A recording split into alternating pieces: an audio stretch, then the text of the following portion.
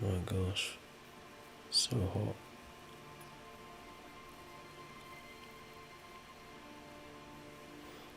No idea if that was live.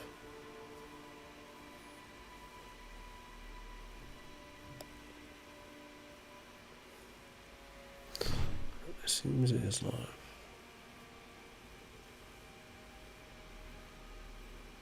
I don't know which chat is which. It's going to be helpful. I don't expect to see anybody on that chat.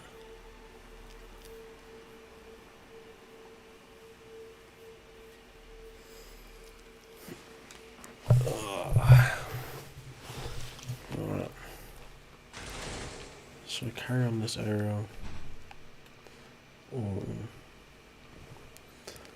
Can't really make much progress here. The guy's a bit too weak.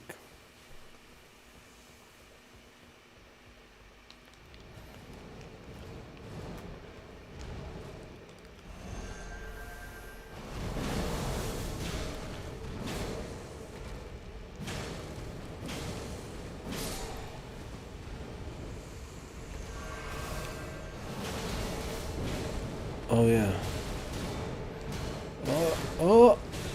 Oh, they got me.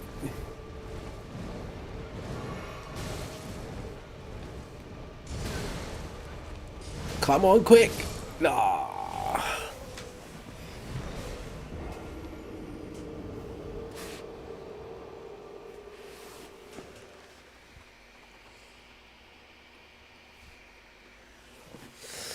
Someone requested up.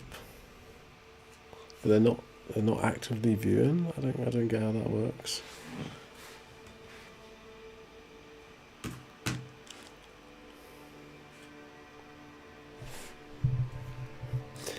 Can of beans. Say something in the chat, bro. I'm not gonna lie, you're like your username looks a bit dubious. Don't know if I should bring you up. Alright. I think we're also severely underleveled for that. Now, if I can just remember where that right, the castle was there.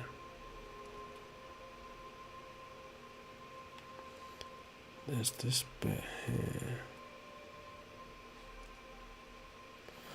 That might be the way in. No audio. Oh, thanks, bro. Test. Yo, thanks for letting me know there's no audio, bro. What in the world? Why did it do that? I was thinking, like, it's a bit weird. It was 175. Thank you for letting me know. Appreciate that. I don't know why I decided to mute. This thing was a bit weird. What's up, folks? How we doing, anyways? What are we saying? I want to go up there.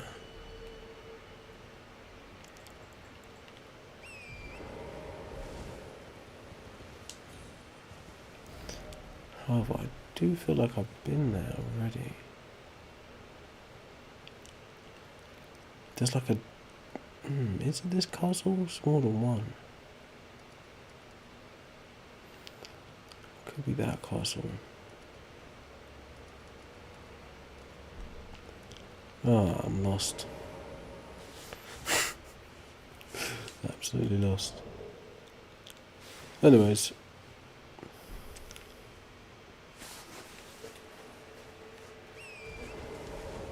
Thanks for tapping that like. I don't know if anyone actually wants to come up and speak. I want to hear some hot takes possibly today. I don't know. We can always debate the yeah, it's the DLC. Now I've kind of played through it once, but I know I didn't do everything right at that time, and I didn't beat Radahn, so I restarted it. Now I can't remember exactly what I need to do. I'm not on any boss really, technically. I could go straight to Radahn now, but the only major boss I fought in the DLC so far is Mesmer. I don't know much about them. What's the deal with them? anything, the smoking anything should be banned. We'll work out the fire giant. Now, obviously, there's a way to get in this building, but that's not actually where I want to be.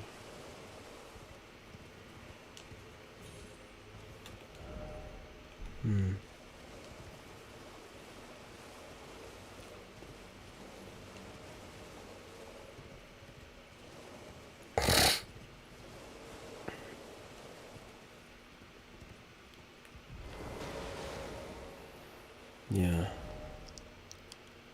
Maybe if we go back up here. Oh, it's like a teleport. That's what it was, I think. It was a teleport you need to get on. Alright, let me just do a quick sound check, make sure it's actually working. It's a bit hollow. It sounds a bit hollow. What happened to my settings?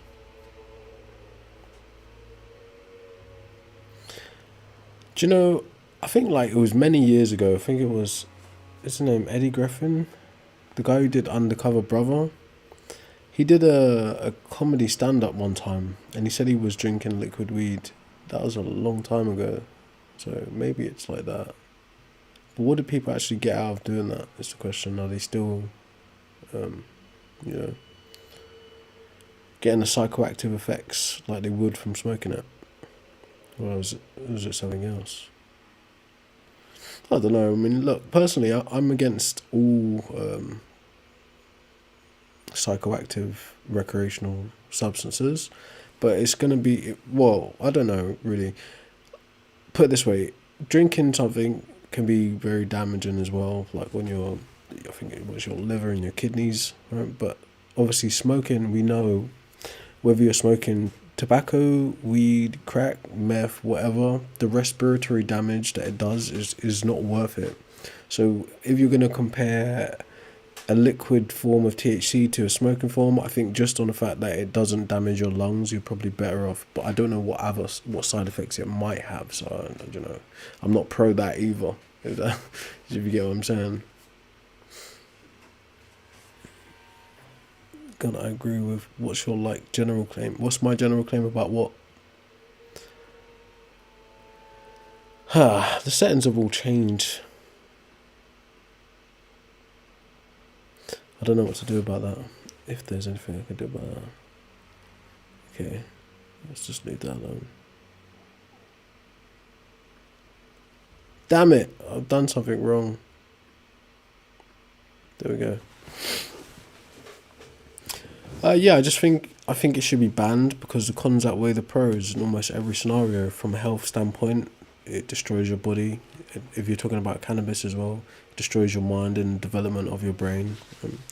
The production, sale and consumption of it is predatory because it primarily targets minors. They're the main target for the consumption and purchase of it. Economically, it targets disproportionately poor people, the lower working class.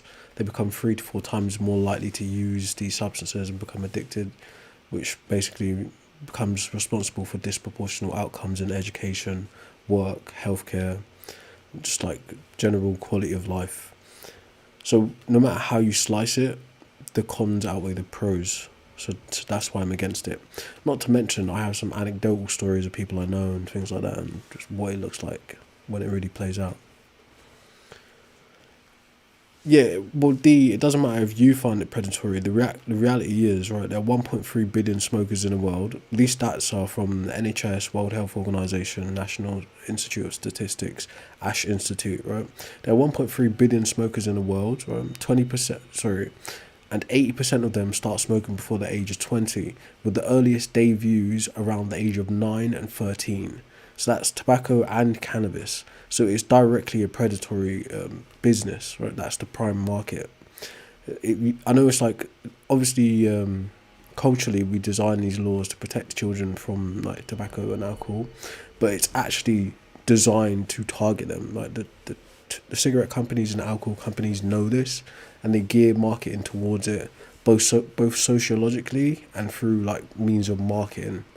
right? So it is predatory and it does target minors. It doesn't matter what you personally think, right? You might be in the small percentile that started using these substances after the age of 25, but chances are you're not.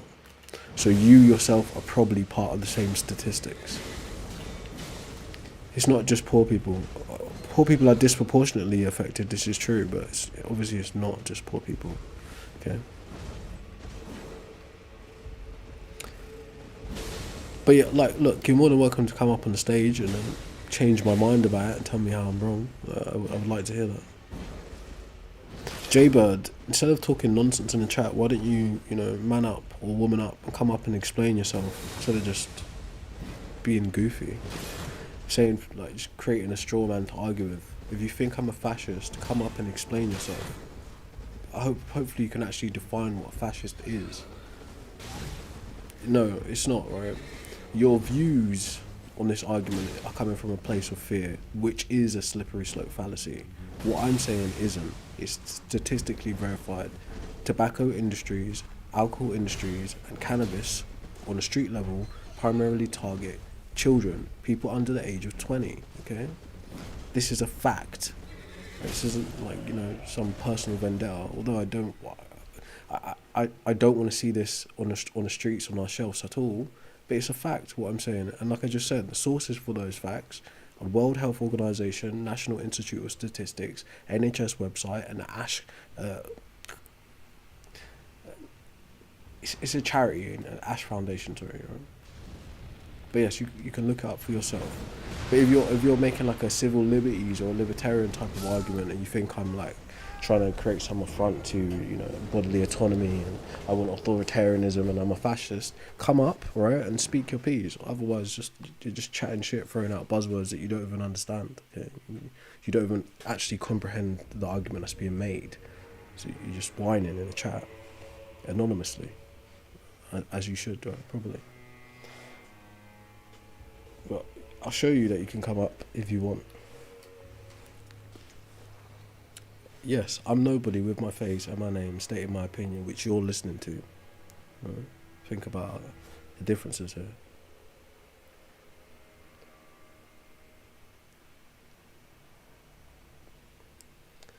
Oh yeah, there's somebody in the request. It's not showing me the list. Hello. Hello. Hello. Yo. Yes, mate. So I agree. Smoking should. Yeah, that's from the Muslim perspective. Why I can't hear do you you think properly. smoking should be banned? You're breaking up As a an bit. atheist.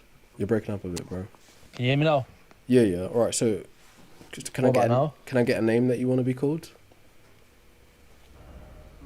Yeah, Ismail. Ishmael. Nice to meet you, Ishmael. My name is Set. Right. So I'm assuming you want to talk about smoking should be banned topic, or did you want to talk about something else? Well, yeah, I want to talk about that. Yeah. All right, cool. So there's a few questions I like to ask people before we start talking about that subject, just like get an understanding of what we're discussing. Are you okay to go ahead? Yeah. Cool. So first question Can is, do, yeah. have you ever worked in or around the tobacco or cannabis industries? No. Have you ever used either of those substances? No. Oh, that's good. That's very good. Man. It's good to hear, right? So I guess the next couple of questions aren't really relevant then, right? So that being Yeah. said, To be fair, I agree. I agree that smoking should be banned, innit? Yeah. I'm just questioning how you justify it being banned. because the cons outweigh the pros, so it'd be more of a utilitarian type of argument. Okay, but anyone can make more cons for a certain thing, and that doesn't exactly mean that it should be universally banned. I'm not quite sure what you're trying to say. So someone else could bring cons for another topic that would outweigh the pros, but there'll always be more. Someone else would have more positives. So your pros and cons will be No. different to someone else's pros and cons. No, well, if you was trying to be objective, you would collect as much facts and data points from both sides of the argument, and I've tried to do that, right? And historically, we can But you haven't see, done it completely. yeah, no one has complete knowledge of all subjects. That's a fact, right? Obviously, I have a position that I'm representing, so my bias is on the table. Right? There's no qualms about that. But in terms of being informed, I try my best to be informed about the pros and the cons, and I can say the cons of smoking outweigh the pros of smoking. Hence, it's a utilitarian type of argument. And if a smoker said to you that their pros outweigh what your cons are, then what would your response be to that? I would like to hear the pros that they list, and then we compare them. Well, how many cons have you got? Well, we can talk economically, we can talk health outcomes, we can talk development outcomes, we can talk educational outcomes, we can talk justice system outcomes in terms of people who consume illicit substances and tobacco, etc. So those things are the things I've got. What are the pros that you've got? So, playing devil's advocate, a smoker would say it makes them feel good. It helps them get through the stresses of life. Yeah. It helps them think smarter due to the nicotine. That's not true. Nicotine is shown to make your brain It can help smarter, you focus. isn't it? No, that's not true. Exactly, yeah. It can help you focus. It can help you focus. That doesn't Exactly, that's what I meant. doesn't make you smarter. Okay.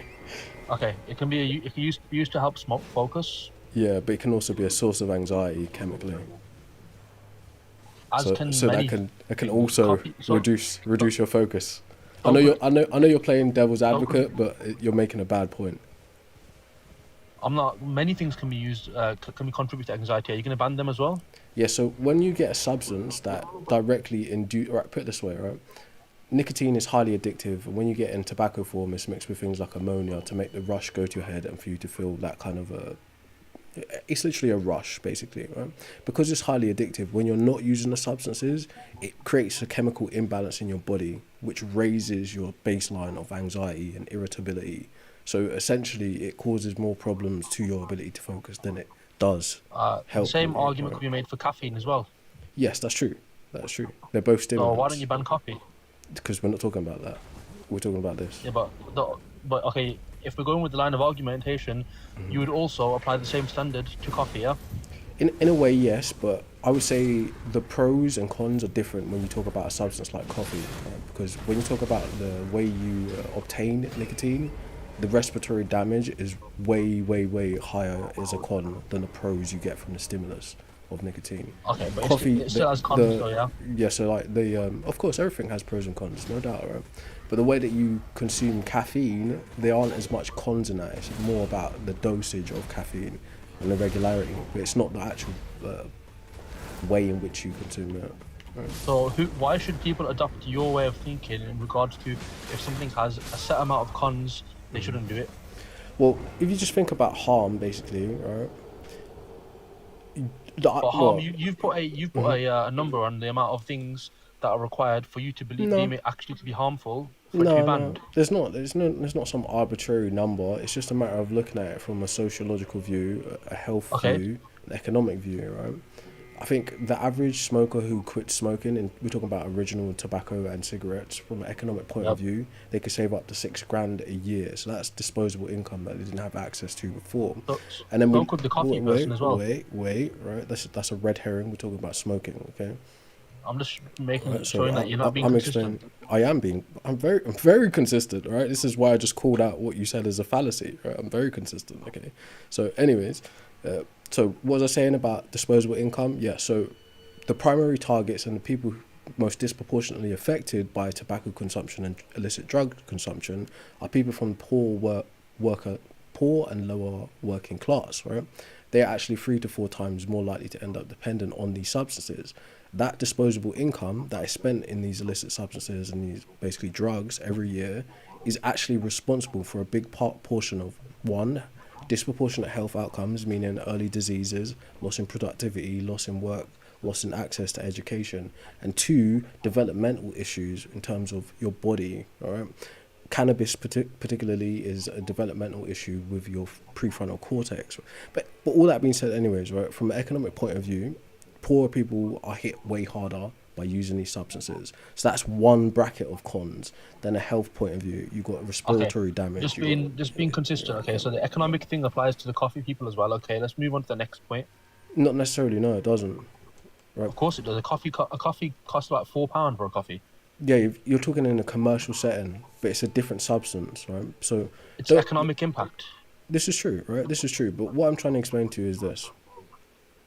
So you'd agree that the economic impact doing, that coffee has is the same as cigarettes, or if not more? No, it's not even close, right? The tobacco industry is way worse in terms of the... Right, I'll put it like this.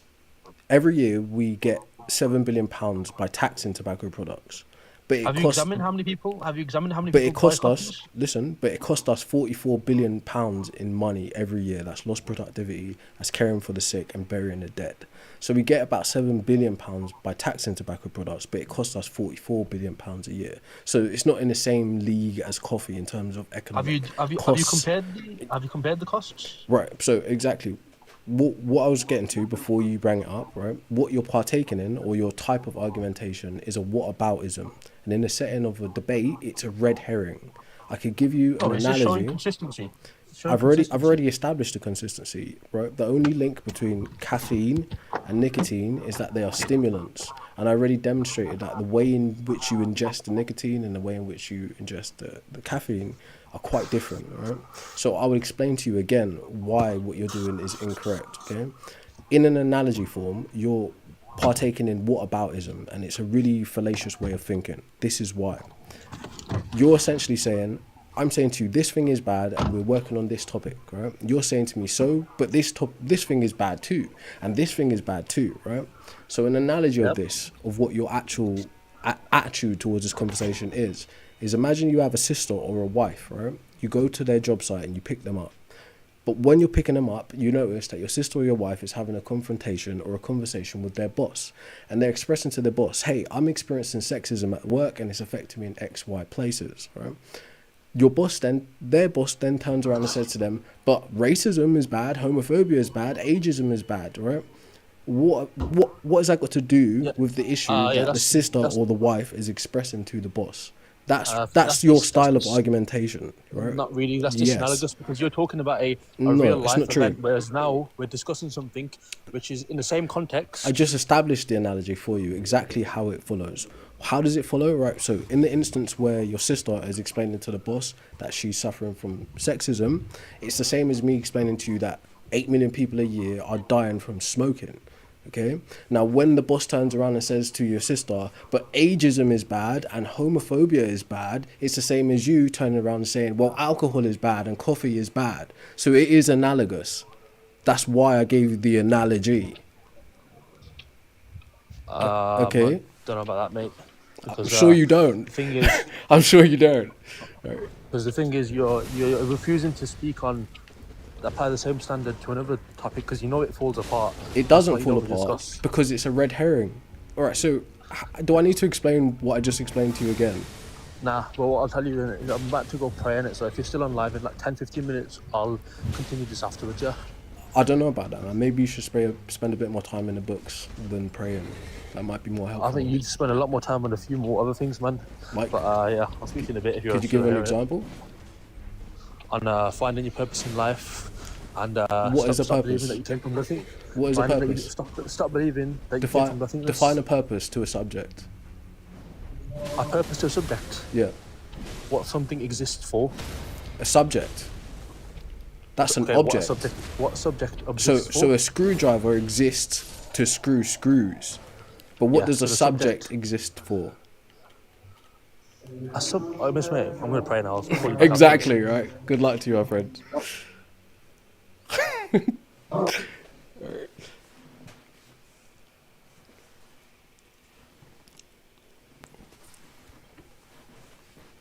Hello, Yo, hello.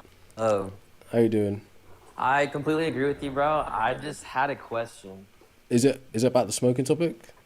So, yeah, So I got to ask you a couple questions first, and if you want to actually talk about that, if you don't mind. you can. I mean, I agree with everything you said. I commented my question as well. just try to I hold the didn't- fort. Just try to hold the fort. Alright. All right. So Okay, have you ever alright, worked in or around tobacco or cannabis industries?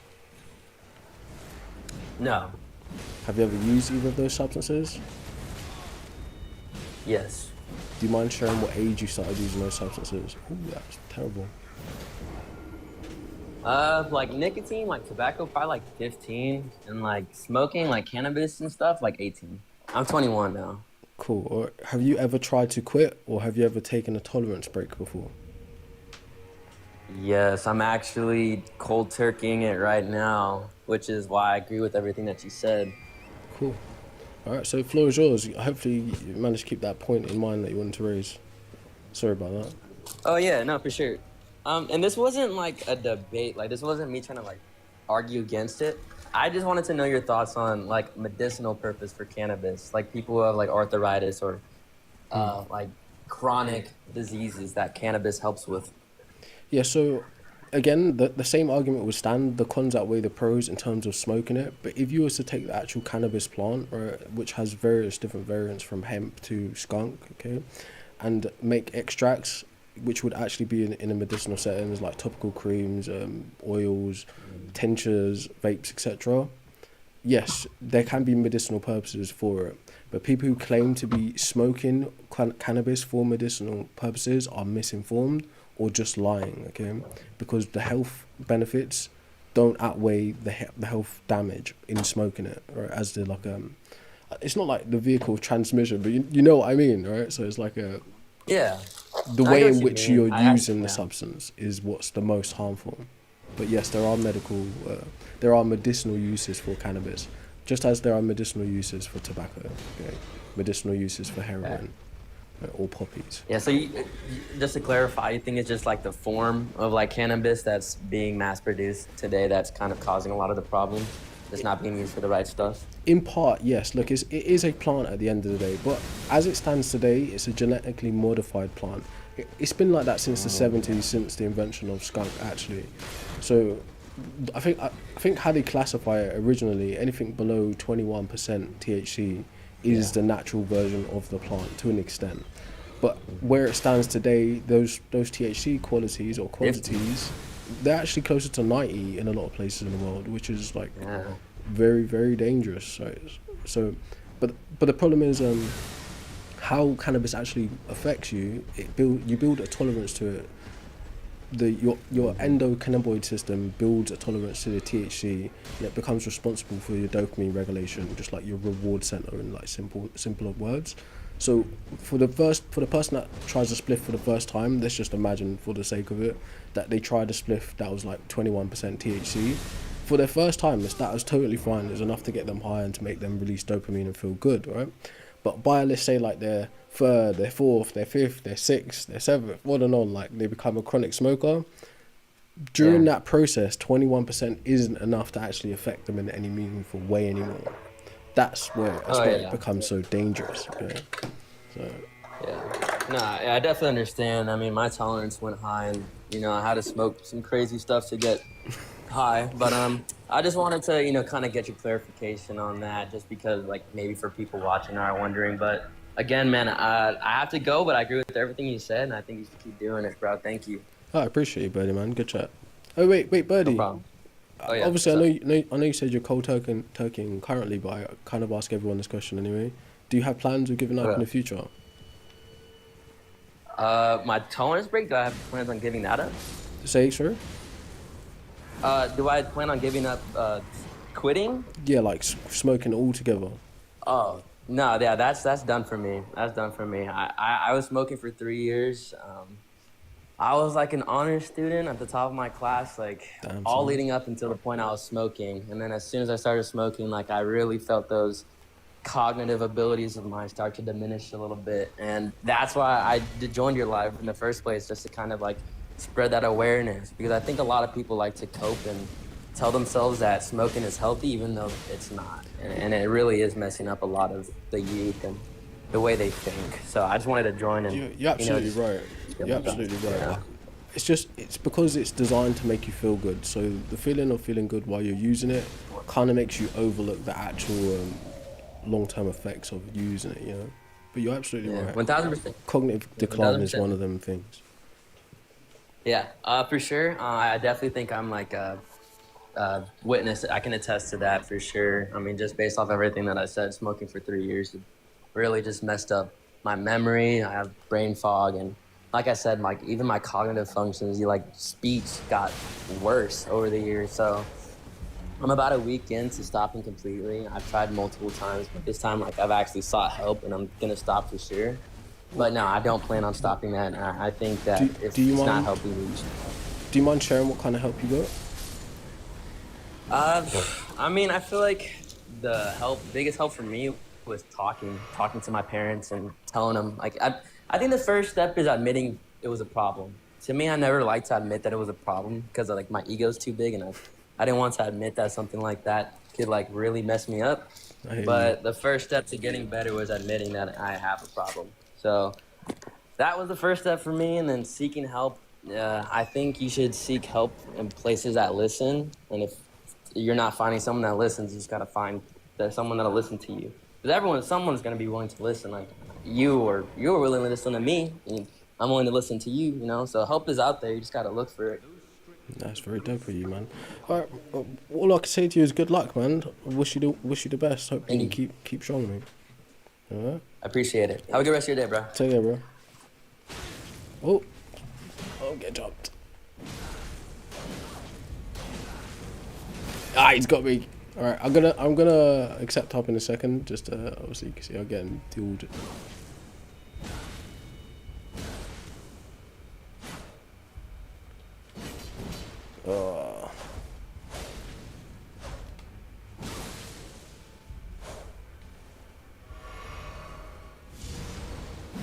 Oh, he's using fire as well.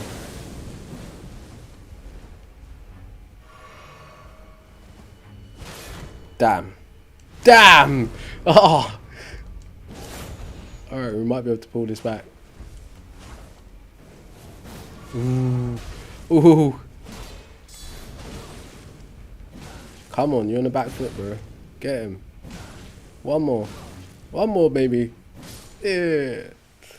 Alright. Huh? Oh, so that request ended. How we doing, chat, anyways? What was this about communism? I would love to hear more about communism. Alright. Mogju. I've smoked that guy many times. Hello?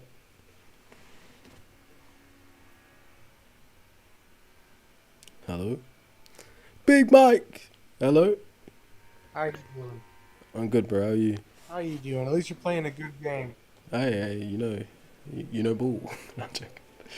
Have you beat it yet, or are you still on the beginning stages? I beat the main game like 5 times, but this is like my second attempt at the DLC. So I'm just like playing it from the You beginning haven't again. beat the DLC yet. No, but I only just got the DLC That's a this shame year. you haven't beat the DLC yet. I know, but you know, the way I've been playing by it, now. the way I've been playing it is online. So I only play it when I'm streaming, and then because I'm streaming and talking to people, yeah, can't really lock in. But anyways, Still though, why do you think smoking should be banned? I'm just curious. all right, I can tell you about that. But first, I'll ask you a couple questions if you don't mind. Sure, go for it. Have you ever worked in or around the cannabis or tobacco industry? No. Have you ever used either of those substances?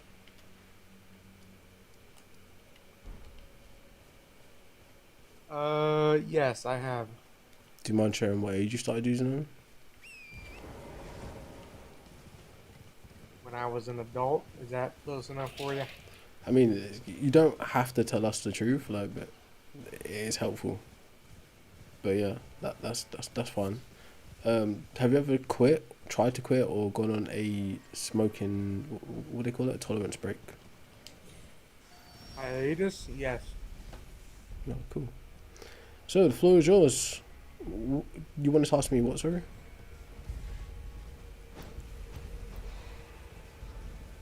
I just don't see why it's such a taboo thing for others to criticize. Sorry, I don't get what you mean.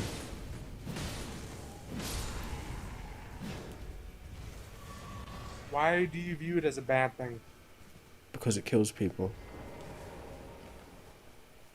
It Ruins doesn't lives. kill people. Oh yeah, respiratory damage and like Not necessarily. cannabis-induced psychosis destroys lives. Right? Smoking in general, like, so when I talk about smoking in general, I'm also talking about tobacco, not just cannabis, of course. But smoking in general kills people. Some people can smoke it with no adverse effects. What about those people? I'd say you shouldn't really put it like this. You don't want to make the exception a rule. For example, there have been people who have jumped out of like 13-story buildings and survived. But then there's been many people who've had to jump out of buildings who didn't. So we shouldn't really base the standard on the lucky ones who did. You know? Can I ask you a question? Sure. Should we make it legal for people to have to work out? Say again, sorry. Should we make it legal for people to have to work out? Should we make it illegal for people to have to work out? Not illegal, but legal. Like, should we enforce it? No, I don't see the point in that. Well, then you're barking up the wrong tree at nothing if you don't believe that. Why? Because if people are trying to be physically active, it directly correlates to their long-term health. Mm-hmm. But you also have to realise that it's a very like ableist opinion. Not everyone is capable of doing Not physical, ableist. You can work physical out activity. while disabled. Say again. It's not. So I think you're making a mistake in the type of argument you're making. Right? You just do what you can do, and that's to about it. mandate that people must do something in terms of exercising is much different than removing a product from the market. Yeah, it's a much different type of thing. I thought something might be wrong with the stream, right? So let's see what we can do about this. Test. Well, you're mandating one thing while excluding the other. Hmm. It's a little bit. You're mandating one thing while excluding the other, and one has a direct correlation. I think we might need to restart the app probably. Alright, 1 second. I'm gonna try and restart the app. It's not responding. Being lag. Hey, you know there's a femboy in the game you're playing, right? I'm just curious. Are you Muslim? I'm curious. No, I'm not. I think the app's derping out. Yeah. I think it's derping out hard. Yeah. I don't know. Humans invented God. Maybe he's not Muslim.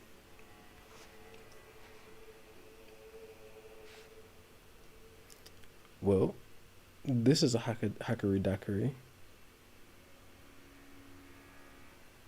Hey, like you should probably use your resources and time for something more important. But who am I today?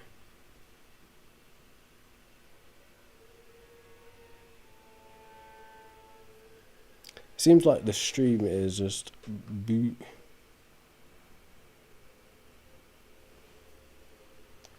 Yeah, I can't really do anything about this currently.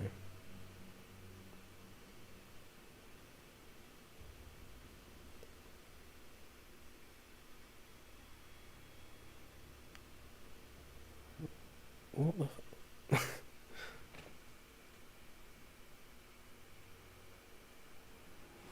Okay.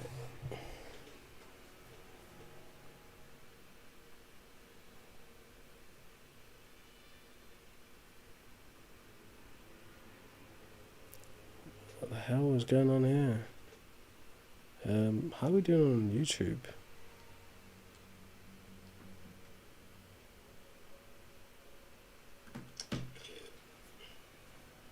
I don't know what happened there.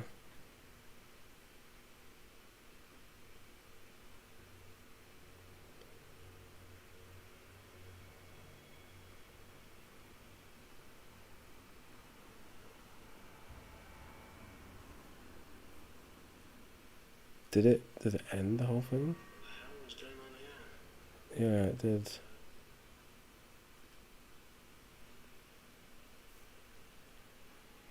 I would like to continue the live, yes.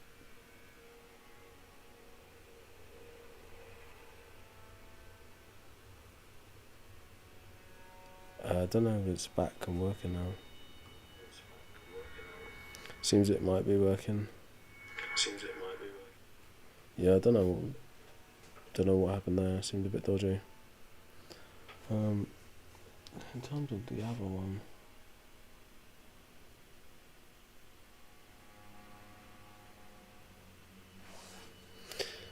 right, we probably have to restart that stream because it's not gonna send out to anybody.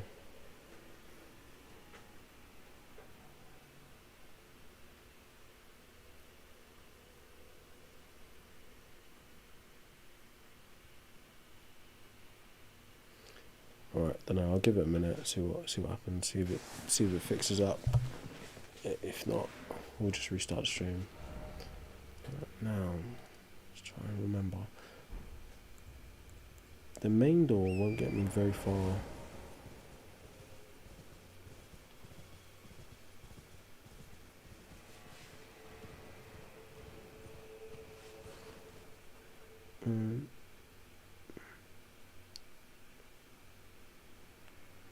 I don't know why it's not working. It's very suspicious.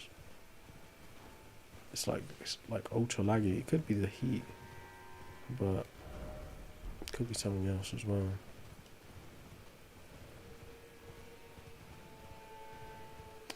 Alright, folks. Yeah, I think it's well worth restarting the stream at this point, actually. Instead of trying to revive it, let's just restart it. Woo!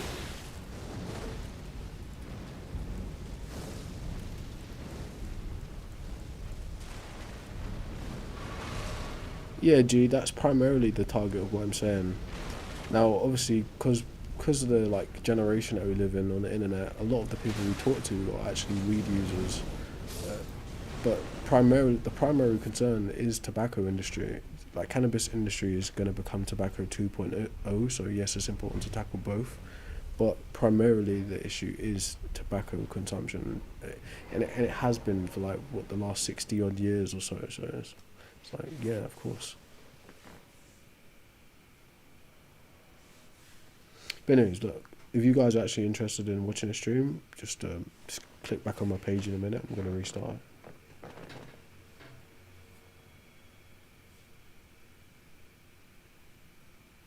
It's a bit of a laggy start. All right, now I remember going this way, but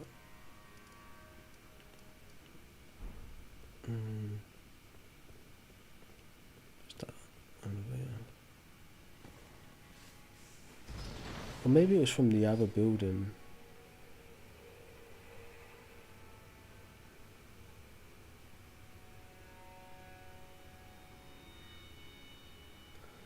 Oops.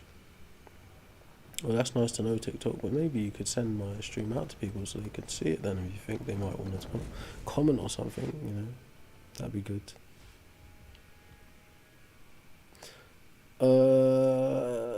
Lag.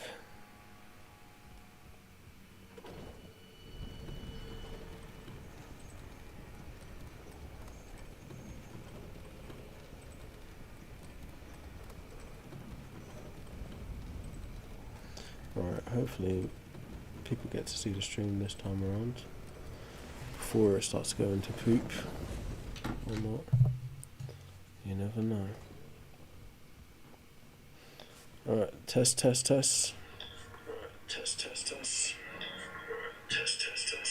What's that sound? It's so ugly. It's a bit better. What's up, Coda?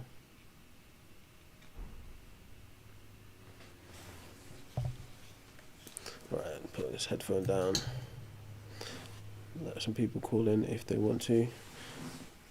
It's just super slow for some reason today. I don't know why. I thought I'd wait till the sun went down, so at least it was a bit, temperature wasn't so bad.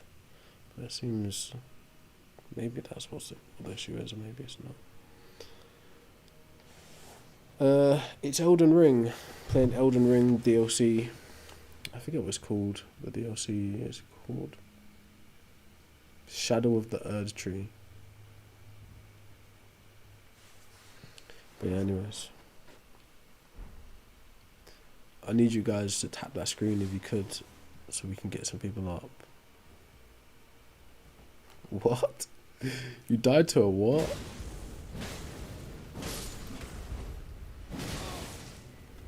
That probably was it like a fight or just like an animal? The animals can't kill you in this. It had to be an enemy of some kind. Well, as far as I know, anyways. Right, anyways, let me test this out quickly. Farming the Titans. What Titans? You're talking about the fire giant. Test. Yeah, it seems to be working. Yeah. Yeah. It seems like it's working. TikTok doesn't much like it when you restart the stream, but technical difficulties, so kind of have to.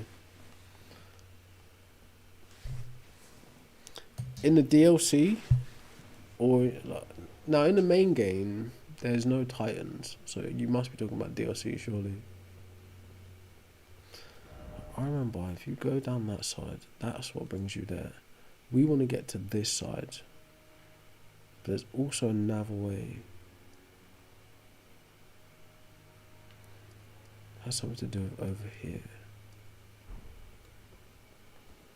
But it's just annoying.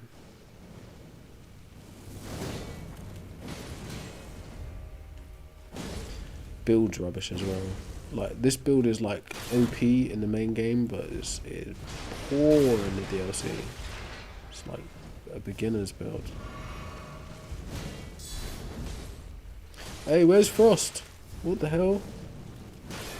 Oh, I may have the wrong sword. I'm dead. Should just run past him. There's Frost.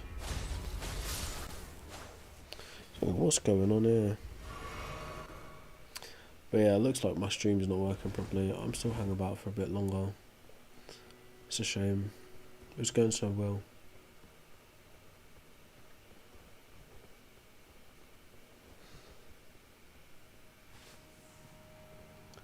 See what we get.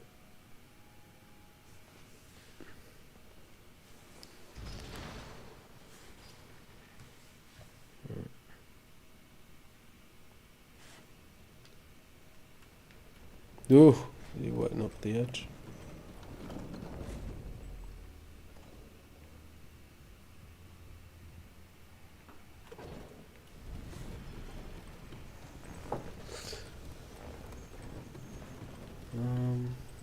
Maybe.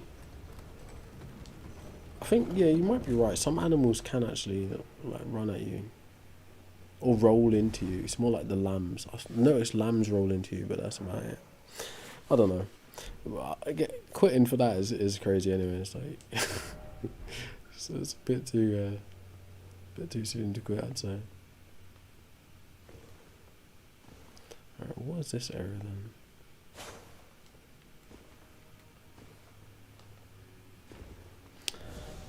It almost came back to me just now. Who's that? There's like a bit that's all flooded, then a library above it, right? I'm sure that's this building, but we've entered from a different place.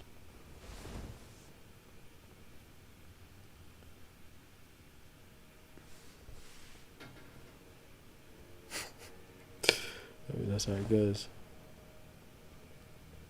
Flopez coming up.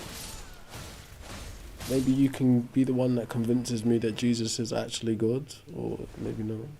Yeah, I'm down for open discussion. I do want to hear random topics, like things that I haven't considered. I would love to hear them. You could always request up.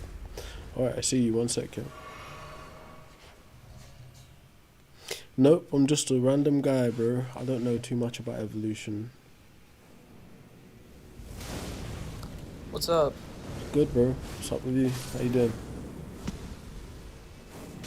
Yeah, no, much. I'm alright, mate. Sorry, I didn't hear what you said. Oh, I was just saying I'm alright. Oh, cool. Not too bad. What's your name, bro? I just go by Alba on here. Alba. Yeah. Nice to meet you, Alba. My name's Seth. What do you want to talk Nice about? to meet you. Do you focus more on like? Because I mean, I don't. Do you focus more on like philosophical discussions? Is that more your thing? Nah, I'm an average guy. I'm not like philosophically trained or anything like that. I might know like a few like pop philosophy kind of ideas, but nah, not really. Right. What about like historicity? What do you mean? Like, do you know much about like? Well, I guess what I wanted to speak about, because I know at least what I've seen your problems before, just like humans invented God. I guess that's more of a philosophical thing. Rather, I was wondering if you had any interest in talking about like reliability of, I don't know, like the Bible or something. Sure, let's go. All right. Do you have like a certain reason for not believing it's historically reliable?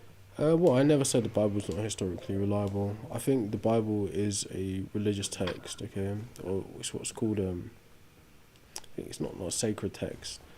But anyways, it's a text written with a theological agenda. But there are historical facts in the Bible, there are real people in the Bible, there are real places in the Bible. So from that aspect, yes, the historicity of some things are accurate. But there's also a lot of issues in terms of how it's written. It's not written chronologically, and there are some events that don't match up with reality. Okay, so yeah. when you say it's not written chronologically, right? I'm assuming you're like referring to like some of the Gospels, right? Well, yeah, likely. I'm not very well studied on the Bible, but yes, as I understand it. So I guess something to point out, right? Yeah. Is that at least what's accepted in academia now, and this has been like a thing for a good couple decades at this point, is that at least the Gospels in the New Testament, so Matthew, Mark, Luke, and John, are a certain type of ancient writing called a Greco-Roman biography. It's the first I'm hearing of it. So they would just be called bios, I think is the Greek word for it. So and where are you getting that from? It's like the scholarly consensus. I can give you a couple people who talk about it. Are you talking like in a seminary sense or just in general academia? No, like biblical studies. Most scholars will say that That's seminary then. What do you mean seminary? It's like people who go to study religious texts, like theologians, etc. It's like, I mean, put it like this: in general when you public. say seminary, that I feel like that presupposes that the people I'm talking about are Christian. Well, maybe to an extent, but look, there's a certain bias and interest when you're talking about theology, whether you're talking about Islamic scholars, Jewish scholars, Christian scholars. There's obviously a certain interest which establishes the bias anyway. But that's not what I'm getting at. Right? I'm just trying to understand why you're calling them biographies, the Gospels. Well, the reason I'm calling them Greco-Roman biographies, right? And this is even like accepted by the vast majority of like sect. Look, with all due respect, saying that to me is probably the worst thing you could say. Right? It doesn't help your point. It just makes me want to dig into it more. Okay, so why are you asking then? Like, why do I think that? Yeah, like what is the consensus that they're biographies? Because as far as I understand, they are written anonymously. No one actually knows who wrote Matthew, Mark, Luke, and John. Yeah, that doesn't make them not a Greco-Roman biography. Yeah, so that's what I would like you to explain to me. Yeah, so well, I guess we can talk about that in a bit later if you want. Some characteristics, I suppose, of a Greco-Roman biography would be things like narrative compaction. So what this is just like a story and another story are compacted into one, right? There's commonly you see in ones around late antiquity, so like around the same time as the Gospels, that like omit certain things, and there's a slight twinge where they can have theological motifs or like legendary motifs, but usually they can make up new information. So like they can't just like say a certain event happened that didn't happen at all. Although what they could do is like theologically shape an event that did happen. So what framework is preventing them from doing that? That would just not fall characteristic of a Greco-Roman biography. It would just mean that they would be outside of that. I don't know. Something about this seems off to me. I'll be honest with you. It seems more like something you're saying and not something that's a consensus about the Bible. Now you may be very right. Well, no, I didn't say it was a consensus about the Bible. It seems like something that you're saying. I mean, you can look at it. I mean, I'll get you. I mean, you're playing it. Give me a second. I can bring up a discussion of like a secular scholar speaking about it, if you'd like, because I mean, there's been this has been a more, at least in the second half of the 19th century is when this took more of a prevalent view, and it's kind of been that way since then. It's managed to. That being said, right? Can you Yeah, give go the main point that this is joined onto, or like what it was leading Yeah, to? so it was one of the things you said was how they're not like in order. It was like chronology was a problem. You mentioned. So the point I was getting to was that when it comes to Greco-Roman biography, one characteristic of them is that they aren't always in chronological order, or like the narratives that are being discussed or if the events being discussed for this is just going to be like a characteristic of a Greco-Roman biography. So if we're looking at the Gospels specifically, because I'm not saying the whole Bible's Greco-Roman biography, I'm saying specifically that the Gospels are, because this isn't like a necessity for a Greco-Roman biography. This isn't going to be an issue for the Gospels if they're not in chronological order, because this is characteristic of a text like them. So who is it that's decided that the books in the Bible are considered Greco-Roman biographies? Well, it's specific. It's specifically the Gospels. Or the Right. Gospels? Who is it that's decided that? Academics, Can you- classicists, Greco-Roman scholars, New Testament scholars, like antiquarian historians. I can get a couple up for you, some secular ones.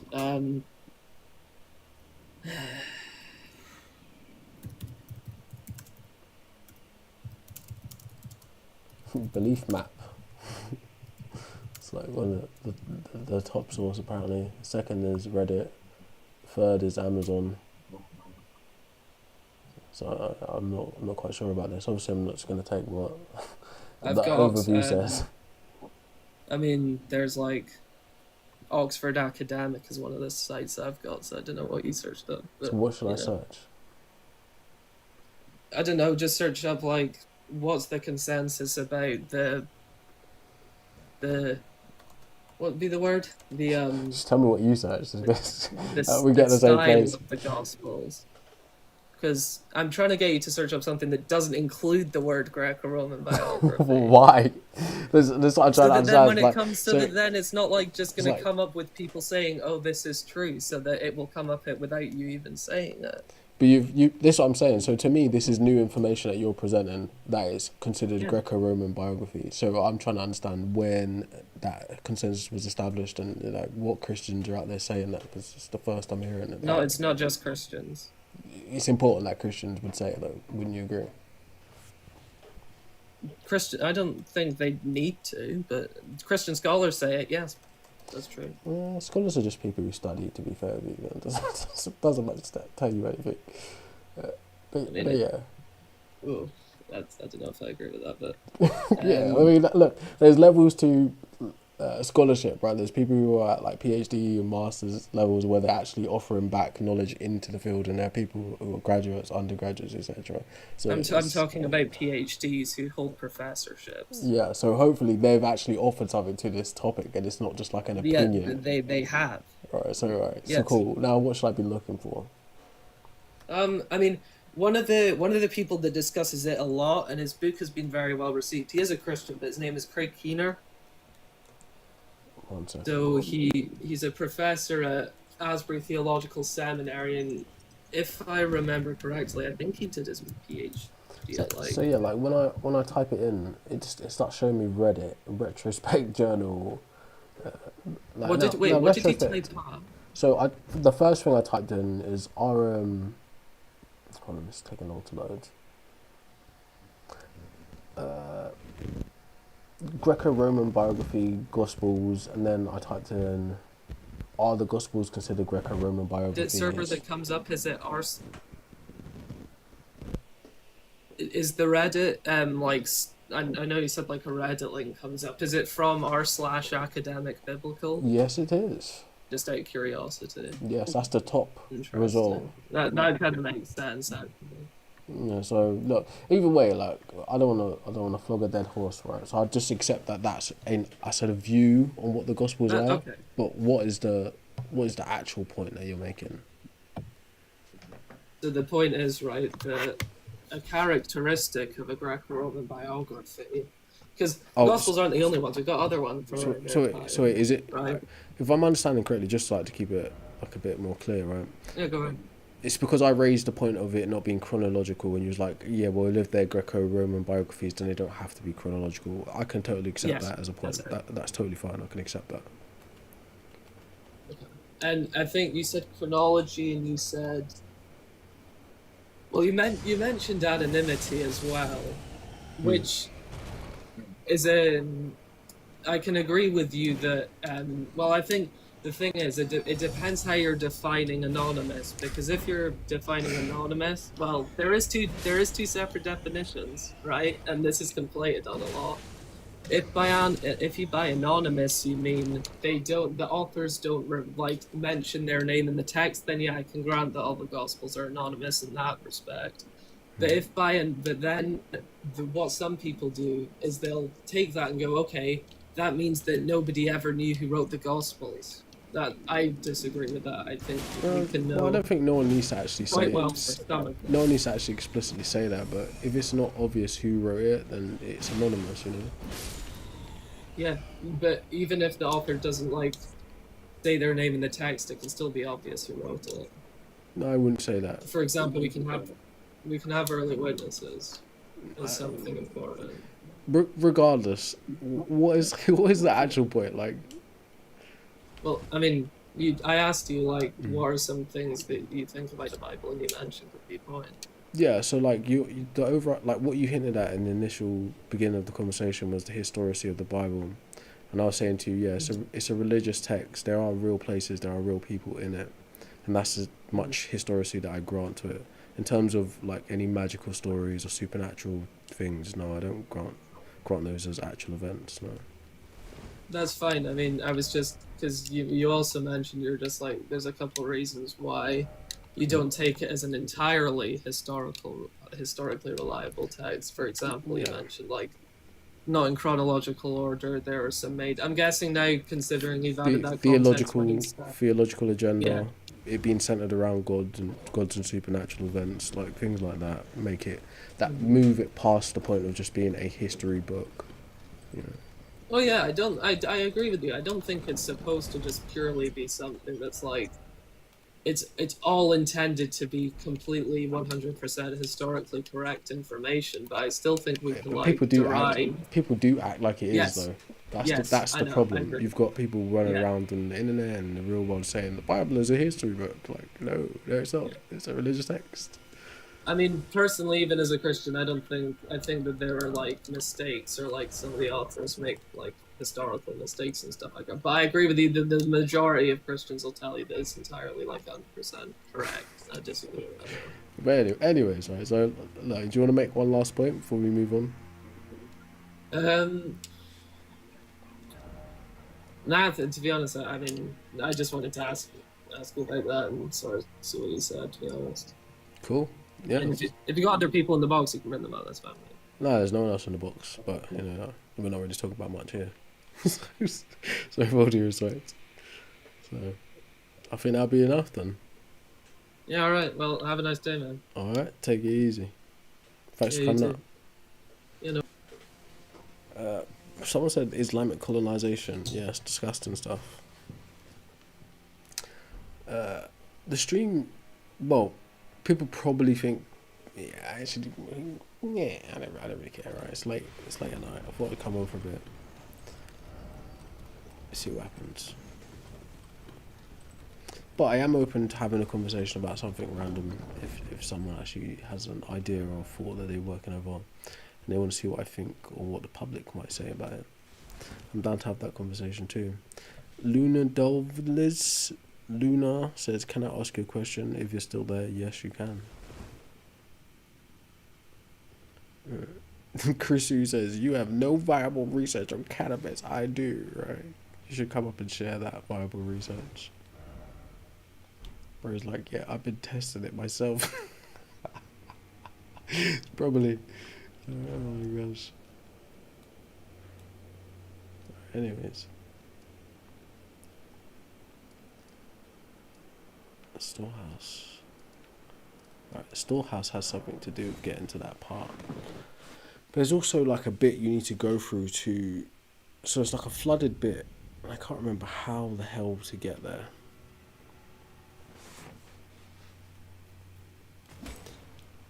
Yeah, humans invented all types of gods. Like, there's like a, you could say there's like a historical,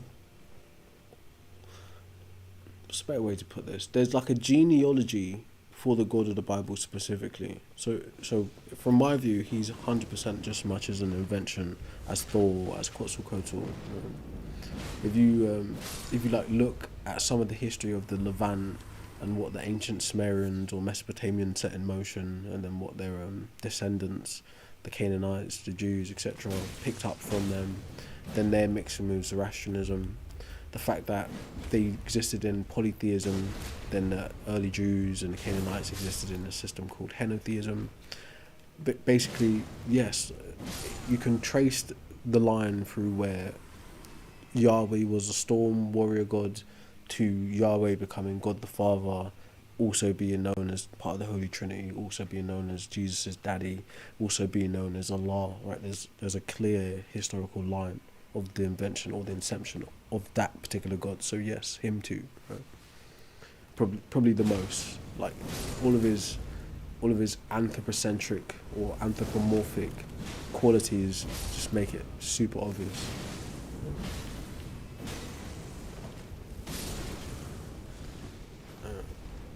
Anyways, it depends. I think I think pantheism is one of the more harmonious types of god configurations. I think monotheism being the most destructive, pantheism probably being the most harmonious. So on that, I think it has some merit. Only problem is it's like that classic spectrum of the more you define God, the less likely it is to exist. The less you define God, it's the more synonymous it is with nothing. So pantheism falls on the latter half of that scale, whereas monotheism falls on the former part of that scale. We've gone into an algorithm which is just snooze fest. So I'm going to restart it again. Okay.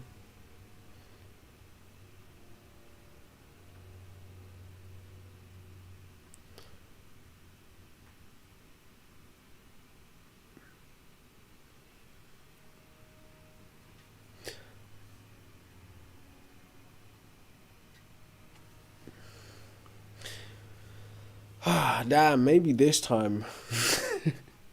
Or it is like after 11, so I think I might just go have my pizza and just go to bed, call it a day. I should have came online like early in the afternoon as I usually would, but you know, life be life. And so the last thing I was saying before I restarted the stream, somebody asked me about what I think about pantheism, and I was saying that it's a more harmonious configuration, or like a. So when I say configuration, I'm pointing to things like monotheism, one all-powerful deity; polytheism, many deities; henotheism, one central deity but others exist; animism, spirits that inhabit nature; dualism, two opposing cosmic forces, etc. Pantheism being God is all, and then panentheism being that God is all but beyond all. I can't remember the exact definition of it, but anyway, right? So the problem is,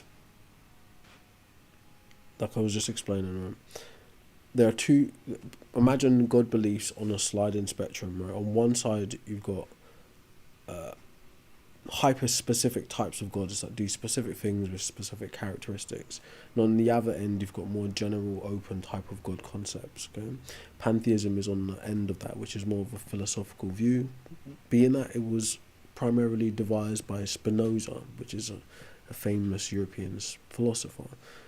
The most popular monotheistic configuration would be the Abrahamic God, primarily produced by the Jews, then the Christians, then Islam, right, or Muslims. Okay, so God of Abraham, the God of the Bible, is hyper-specific and monotheistic type of God. Pantheism is very general, right? It's open to interpretation because it encompasses all things. But within that spectrum, you've got all different types of God configurations. Right? That's all I was saying. But yeah, historically, monotheism would be the most destructive type of conception of a God because of how it relates to social relations is kind of redundant, but yes, in terms of social relations, monotheism is the most destructive. Right? Pantheism is the most harmonious. Why is monotheism the most destructive? Because it's essentially saying there is one God, and that one God just so happens to belong to our group, our tribe, from our place. And if you don't capitulate, you are other. Whereas pantheism says God is all things, so your God is also a God, and their God is also a God, and energy is God, and nature is God. And like, it can be a bit woo-woo, but again, like I said, pantheism is a philosophical type of configuration. So it would be more harmonious societally.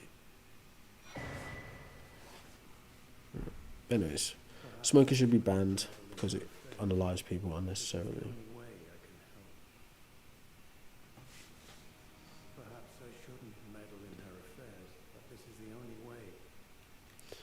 Right, let's read that letter that you gave me.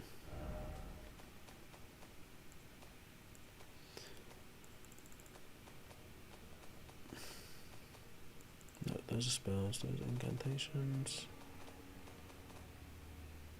Those letters.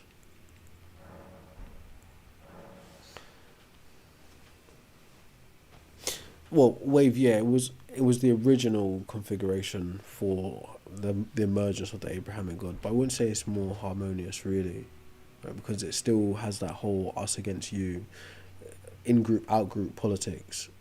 It's still henotheism. Essentially, what happens, Yahweh, the God Yahweh, storm God, warrior God, goes up against the God El, and El's like consort or whatever, what's her name, Arif or something like that, Baal, and another god, right?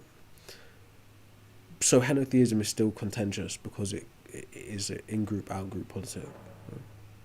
Whereas pantheism allows for all configurations to exist simultaneously, and none if necessary, you know. It's just it's easier. Well, Tiga, why don't you come up and explain exactly what critical thinking is and how it relates to the topic that we're talking about? If you're still here, if you're even capable of articulating it, I would like to hear it. You know? All you got to do is press the little red and blue person at the bottom of the screen. Or maybe just like just expressing some sarcastic egress.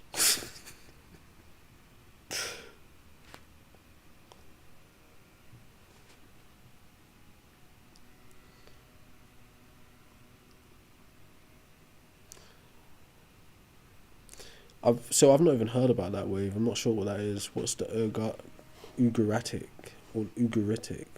I've not heard about that. I thought you was being sarcastic. You said over 2,000 years of critical thinkers, but you have the answer. Are you? So that wasn't a direct comment to me then, I'm assuming, right? So I apologise if that's what you were saying and I misinterpreted it. I thought you was just making a snide remark, so I apologise. But yeah, you can request up if you want to. I would rather not get too deep into it. So that's it. It's Baal, Marduk, Asherah, and El. The Hebrews, for the sake of TikTok, right? When I say Hebrews, I'm not talking about modern day Hebrew Israelites. I'm talking about like the tribe of Israel Hebrews, like, even though they think they're the same people, right? But just so we don't have to say the J word. No. Basically, they had their prophets were battling. The prophets of Baal, the prophets of El, the Canaanite gods were battling. Right? The Canaanite and the Hebrew gods were battling.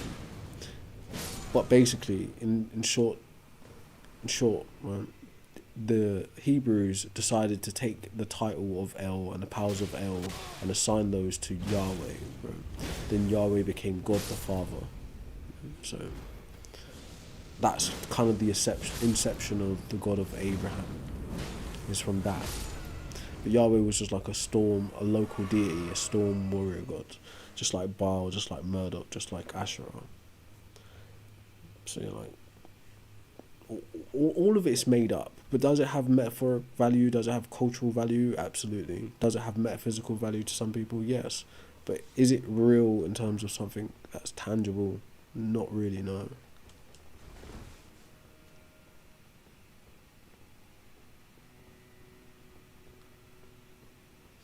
I appreciate you, Cole. I say a lot of dumb stuff too, though, so there's that. But that's very nice of you. Whoop. Yo. What's up, King? We haven't spoken in a bro. I love your stuff, bro. Hey, what's up, bro? Appreciate that. How do I say your name? I'll be saying Wave. Wave, it's just Wave. But you say it right, is Wave. so good. Sir. Cool. What you talking about? I just wanted to touch on though, just kind of because I'm too lazy to type. But I feel like, so I think I'm a Christian. That's just, you know what I'm saying? That's the best way I could say my belief system. Okay. But I believe like Jesus, for example, I have qualms with the whole it's Abrahamic faith. I think technically Christians shouldn't be Abrahamic. Why? Because I believe Jesus takes on the Godhead that predates Abraham. How? So biblically, there's a man that kind of meets Abraham. He's called Melchizedek. He's this mysterious Melchizedek, however you want to say. It's Melchizedek, bro. That's his name. Yeah, I'm not gonna disrespect me. So that's what we've always said. That's just a joke, but fine. I hear. Like, but yeah, so there's a man that he has like in the Old Testament, he's got eternal qualities. Hebrews gives him kind of like more humanistic, anthropomorphic qualities. But he's the priest of the Most High God. With Jesus follows him. Jesus doesn't necessarily follow the Abrahamic, like he follows the Abrahamic lineage as in blood and King of David, all of that. However, his godhood and technically he doesn't, from what I've heard, because I think the blood of David comes through Joseph, but Jesus doesn't have any of Joseph's blood. He also comes from Mary. Mary and Joseph both share the lineages from thing. I think in Luke and thing, if you understand how lineage is written, and then understand like there's a legal, like Joseph comes from it legally, and then once again it's late, so my mind is all over the gaff. But it's probably like, but I'm not one of it's legal, one of it is kind of like more like blood. Do you know what I mean? And like the Hebrews have a way of kind of like saying lineage and all sorts. But my question to you though, if God is all made up and it's all invented and woo and all of that, right? Because Santa Claus, that means he would fall in the same breath as Santa Claus, Easter Bunny, all of that. Not necessarily. Why? Like there's levels to fictional characters. I wouldn't say all fictional characters are just equal, but they do share the quality of being fictional characters. Yeah. But I would argue all fictional characters would be equal because they're not, as you said, they aren't tangible, right? So they're not. In a way, yeah. But I mean, it's important to consider the context of the fictional character. If the fictional character is designed as like a metaphorical tool to teach morality versus just a purely created character for entertainment, I think that matters. Why not Superman? Do you know what I'm saying? Like I could then just be like, Superman is as much of a great insertion as God would be, right? If you're following that. In some ways, yeah. Right? In some ways, true, right? But there's like also like I don't know. There's like a B character in The Walking Dead or something, which is a fictional character. He doesn't necessarily represent any moral or societal value. He's just a fictional character that fulfills a role. Is he on the same level as the main character of the story, or do you know? So another fictional character, not necessarily. I hear what you're saying, but that's why I think I must admit that the reason I actually came up. Could you said God isn't tangible, so therefore he's not real, right? That's kind of your stance. That's what I've kind of In a gathered. way, right? Maybe tangible wasn't the right word to use, but yeah, doesn't appear to be any physical evidence of a God in that way. Could you, like, but by the nature of, like, isn't like ontologically there wouldn't be any physical evidence of a God. Depends. You'd be looking in the wrong, like, it's like you're looking at It the would wrong depend. place. It would depend what type of God concept you're talking about. Now, when I say All of humans them. invented, I wouldn't say that's true, right? Because there are major deities and minor deities. Some that are considered animals, for instance, they're tangible. Some that are considered men, they are tangible Okay. in terms of their like configuration. But if you're talking I'm about gonna a say specific the omni type God, of right? God, yes, like The a creator of all God. things. Yeah, yeah, of Correct. course, right. That's a complete psychological construct to me. So it doesn't have any physical representation. But by the nature of his ontology, he wouldn't be.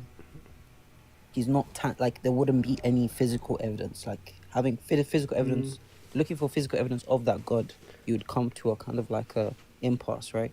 Because, but like for example, right, if we understand God, like the Bible kind of gives us some form of description of this said omni God, right? Whether it's Judaic scripture or whichever, right?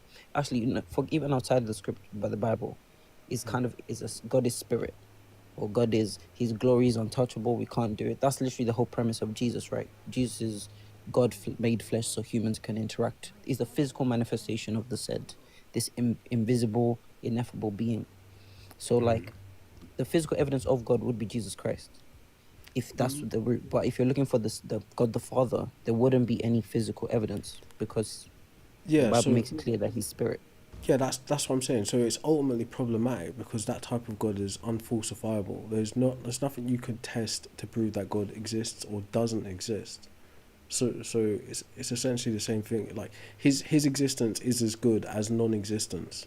In the world that we inhabit, right? Space, time, and matter.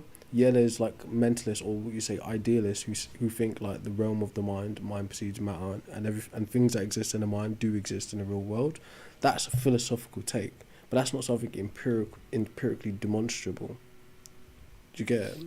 So in terms of a God concept versus grass as a concept versus the sky as a concept versus gravity as a concept, God isn't in that same category of abstract concepts. Right?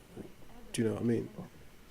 I hear it, but like once again, I think one of the biggest things I've been trying to deal with is empiricism and all of those type of frameworks or those modes of inquiry that humankind have kind of like used as tools to understand the world that we live in wouldn't work when it comes to things that are quote unquote metaphysical. That's why too that's convenient. why we struggle though. to deal with consciousness, right? That's what I'm saying to you. That's far too convenient for an unfalsifiable God. But even without God, right, within our kind of more immediate self, we can't. The reason empiricism struggles to do with things like consciousness, right, because there's a non-empirical nature to these conscious things. We can understand neurons and how neurons fire and so on and so forth, but we can't deal with first-person experience. We can't deal with this qualia situation, right? We don't have. There's not a tangible thing that you can point at and be like, this is qualia and this is where it is and X, Y, and Z, right? I would That's agree. something that every human being deals with every day. We know it's a thing. We think it's a thing. You got to remember all of those things that like we're talking about. Even our ability to talk itself is like an extra layer built on top of the same physical reality. Without the physical reality, the extra layer, our perception, our subjectivity, none of that matters. So our subjectivity in terms of what we can come up with in the mental realm doesn't necessarily represent what's in the real world. You know? But it's so it's like solipsistic, right? But it's real to you, right? It's like, because as I'm saying, it's a real thing. It might not, like, for example, I could possibly not exist, right, from your perspective, but your In a experience, way. the first person experience, that's what I'm saying. I'm being specific about qualia, right? Qualia is the only thing that you can verifiably know that it exists. That's the whole solipsistic argument that we are. I think therefore I am, right? You're the only thing that you can 100% basically verify that is true. But I can't remember exactly what it is, but it's still incomplete because it still presupposes a bunch of things, right? What do you mean? For instance, the I that is supposed in I think, where is that contained? So but I think that's the whole premise, right? The I is the self, right? Where is that contained? But that's what I'm trying to talk. That's the whole self. That's the ego. That's the But persona. but from a Everyone's trying to. but from a materialist point of view, it's accounted for, right? Because it's matter. It's matter that gives isn't. rise to the qualia or the subjectivity of the I in the first place. But from the opposite end, how does the matter come about? If it was just a mind existing in a vacuum, where does the physical realm come from then? But I think that's why there's theists, right? We're trying to understand that, right? We're trying to kind of like flip it, right? We assume the physical comes first, but they're arguing that the physical comes after the fact, right? It's not. It's not the first thing. That's the whole what do you call it? The rules of thought, whatever. The laws of ma'at, whatever you want to call them. The whole everything is mental. Oh, sorry. The hermeticism, the laws of Hermes, whatever. Everything's mental, law of correspondence, all these different laws, right? Is the fact that they, Egyptians to whatever, theists and non-theists, some people come from the position where Just the call mind them comes first and then idealists. everything else. Huh? You could just call them idealists. Absolutely. But Plato thinks ideas are alive, so like Yeah. just calling them ideas doesn't make them. Plato also thought boys were pretty, but who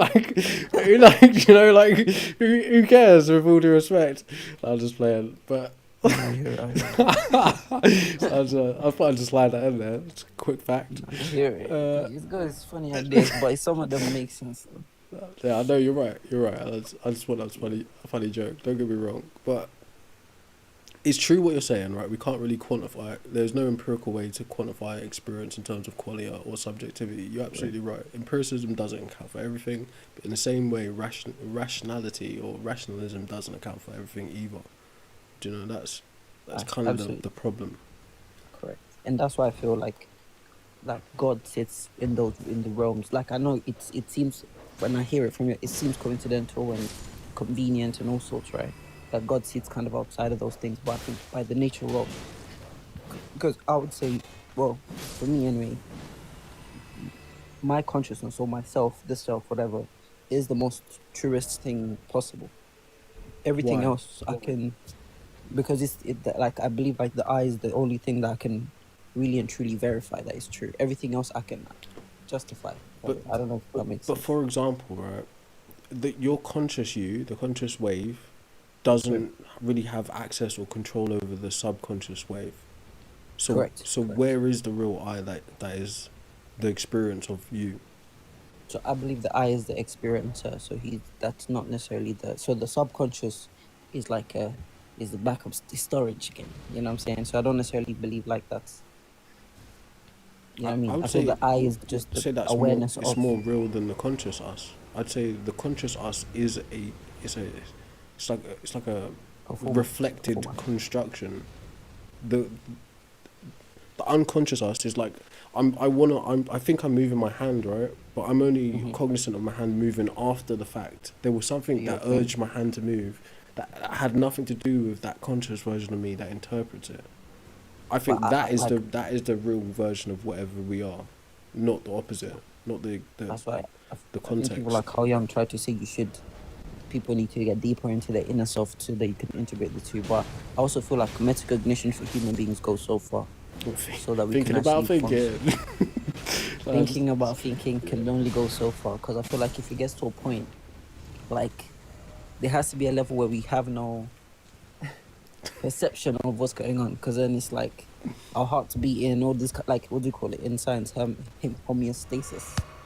Yeah, there's a bunch of autonomous systems running this thing, right? Not just us, but this planet, all kinds of things. Like, do you know what I'm saying? So I feel like there needs to be a level where we're not cognizant of those. We call them autonomous because we don't know who's the driver, but the driver is very much.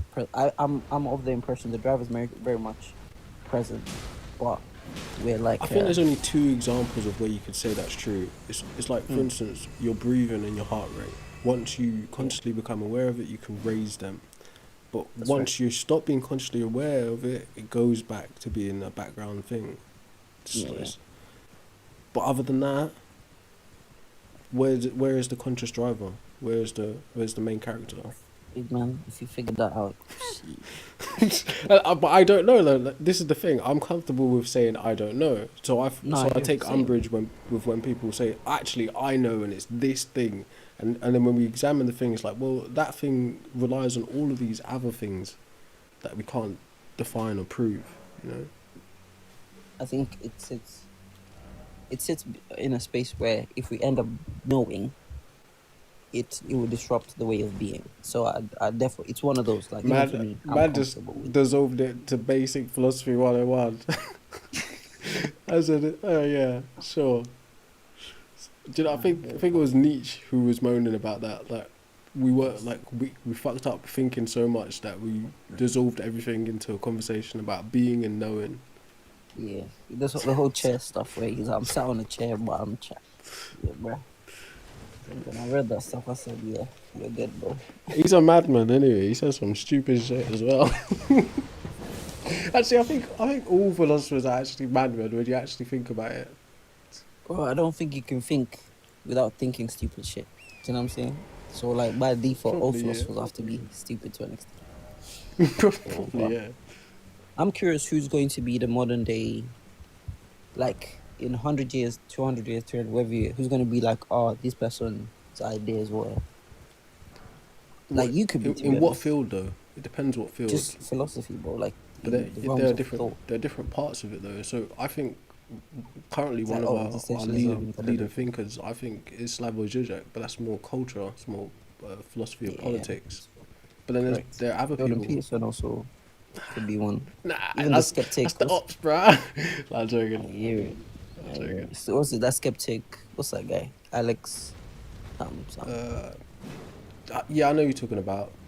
Yeah. Fuck. Alex O'Connor? Good. That's right. That's right. Yeah, I Alex think O'Connor's he'll good as probably- well. He's good. Yeah, he's quite good. But yeah. There are a bunch of people though, like in that. For me, like I spend most of my time listening to people who kind of cross pollinate philosophy, politics, and psychology. But there's a whole opposite side where people are like analytic philosophy. They don't care about continental ideas. They don't care about culture. They just Take it. yeah. They just want precision. It's like it has to follow logical formulas, and they're just like deep in that side. And I don't know what's going on that side, you know. Yeah, I So think, maybe they're the guys. I feel like those guys are lost in semantics. But they might be more precise though. That's the problem. They're precise. I believe they're very precise, but I feel like the human experience isn't as that precise. So it gets. That's why I feel like they're lost. It's like basically I'm saying they're lost in the source, but they're lost in semantics. You know what I'm saying? Perhaps yeah. A lot of the debates do sound like that, but I think they like. If you was to split like philosophy into like a left and a right, then their function is Very that clear. yeah, it's super Very important. Right? Yeah, But like then there's the other like the Zizeks and the Foucaults and those who critique what is legitimate knowledge and how they can get to say the things they say in analytic philosophy in the first place. So there's that. Right. But anyway, like There's a. let me Have you go ever back to been being on a dude. Clubhouse? Have Nah, you ever nah. been on Clubhouse? Nah, and nah, I don't spoken have any to friends, so I couldn't be invited, bro. Huh? I don't have any friends. I couldn't be invited to Clubhouse. If you ever need to, Nah. please, because that way you would deal with the people who are very caught up in logic systems and the way to speak. But yeah. But anyway, I think someone called Zico wants to speak, so I don't want to hold up too much time. But Who? yeah, man. But one thing, why are you always playing Elden Ring? I mean, I enjoy it. It's like, it's a type of game that's very easy to play and speak to people at the same time. I would love to be able to like play a full-on action game, but there'll be like too much dialogue, too much breaking, you know. I get you. And I still ain't respect it, finished it, so that's why. Yeah, get to the DLC, please. And then I'm in the DLC right now. Whoa, have you finished? Have you fought Rodon? Nah, I could go and fight him, but I'm way too underleveled, so I want to like mill Yeah. about, beat the other bosses first. That's why I'm dragging it I out. think that's the only. When I got to my dog, I said, yes, it's time for me to just go read some books. That's why I'm here Got the talking controller, about. Dad. I'm saying delete that controller, that. But I'll let other people jump on. But it's lit speaking to you, gang. I appreciate it, bro. Take it easy. I appreciate me, yeah. Come on. Alright. So, who else? Hello, Yo, hello. how you doing? Hello, hello. I'm doing good, thank you. How are you? Not too bad. What do you want to talk about? I mean, like, I'd like to know your reasoning for the first one, because I do agree. I think smoking is immoral. Oh, Um, well, alright, that's actually an interesting point. But, sorry, Karen, no. yeah, no, but I mean, I'd say like it's immoral just due to the fact that it's gonna stunt human flourishment, right? I think also the fact that it doesn't just harm the individual smoking, it harms people around them, and it's just like unnecessary harm. So obviously, like I would say smoking's immoral. If it's something we ought not do, then yeah, like I don't think there's an issue in banning it. But I'm also like, you interested in like why you think that too. I think almost exactly the same thing, but I don't like to frame it in such a moral stance because it creates Mm. it creates like a type of judgment when the view is actually to help, not to judge. Do you know? Although what you're saying is correct, because I would say like the cons outweigh the pros, and that'd be a utilitarian approach, which is basically pulling from ethics, morals too. So I agree with you, but the phrasing is different from my view, and I The think phrasing is different. I yeah, mean, I don't I think think necessarily like pointing out immorality is gonna be like some short like necessarily meaning that it's like coming from a judgmental place. I think I mean uh, in regards to how I think of morality, it's just things we ought and ought not do, right? So I yeah, think like if I just in a state that simple way, something is yeah. immoral, yeah, yeah, like in like a base level, something that wrong and right, what we ought like, especially like normative ethics, right? It's just something that should we be doing this, should we not be doing this? I think in regards to smoking, no, like humans should not be smoking. It's literally poison. Like why should we be doing that, right? What you're saying is true, but again, in terms of Mm. the language, you could right. What you're saying is true, but culturally, it makes more sense to scramble that language out of it, because you could come in and say, right, where are you pulling your ideas on morality from anyway? Okay, all all judgments on what is good and what is bad is going to be stance dependent, subjective. So why should I value this frame of morals over that frame of morals or ethics? And that's where the debate moves beyond, all right, what is the sociological effects, what is the economic effects, what are the health effects, onto who gives you the right to say this is good and who gives you the right to say this is bad. Mm. I mean, I'm not like a anti-realist in regards to morality. I am a moral realist. So I think like in some like in obviously not every single moral claim is going to be objective, but I do think that there are some moral claims that regardless of the attitudes of other individuals are going to be objectively true, like right. So Why do you think that? they'd be like, yeah, sure. I mean, like I don't think I think it's especially in regards to like when we talk about subjectivity and objectivity. Like a lot of people approach this in like a layman's way, right? Which I would be, They just think that. just, just, just be clear. I would be a layman. Pardon? Just to be clear, I would be a layman in this matter as well. Oh, what do you not? Because I heard you do speak on philosophy a lot. Do you not study like Not in depth. I just know a like few like what I would call a pop few things? philosophy things, but yeah, I would never claim to know Okay, too alright, I much. see. No. Yeah. So yeah, like in regards to like subjectivity and objectivity, in like the layman's way, people just think subjective just means oh people have different opinions that derive from the mind, therefore it's subjective. But obviously, you'd have to be committed to then say science is subjective because some people don't agree with science, right? Which obviously wouldn't be the case. I think like intuitively people would say, well, no, science is objective regardless of the attitudes people have towards it, right? Ideally, Um, but that's kind of like what we were touching on at the end of that conversation in the last part. Who legitimizes? Who sets the standards? It will always fall well, back to yeah, some type of subjectivity because we're humans at the end of the day. bro, all of these points are insane fallacies. Which fallacy have I committed? And then I would like to know. Someone just said He's I've probably like saying that to me. committed. More than likely. Um, But I mean, I don't I think so. I wouldn't don't worry think about that. anyone's committed any fallacies. I think. I But really wouldn't. um, If I was you, I wouldn't really worry about it. No disrespect to chat, but chat gets to sit back and say whatever the hell they want without any consequences. So you probably shouldn't dive down there with them. that's true. That's So, true. But yeah, like in regards to like what we deem as moral or immoral, we could just like who decides that. I think it's gonna be very much like intuitive. rather than some sort of one person decides whether something is immoral, right? And I'll explain why, right? Obviously, I'm gonna like censor my word, but say like I say that it's immoral to torture babies for fun, right? I think regardless of other people's attitudes towards that, I think this is going to be like an objectively true thing that I've just said. So like, No, would you it's, agree that? no. Like, although I agree, it's not objectively true though. That's the problem. I agree based on cultural ideas and values, but it doesn't make it objectively true. Say someone who's operating from a system of egoism, and it's what's doing that is what's best for them. Is it also objective to them?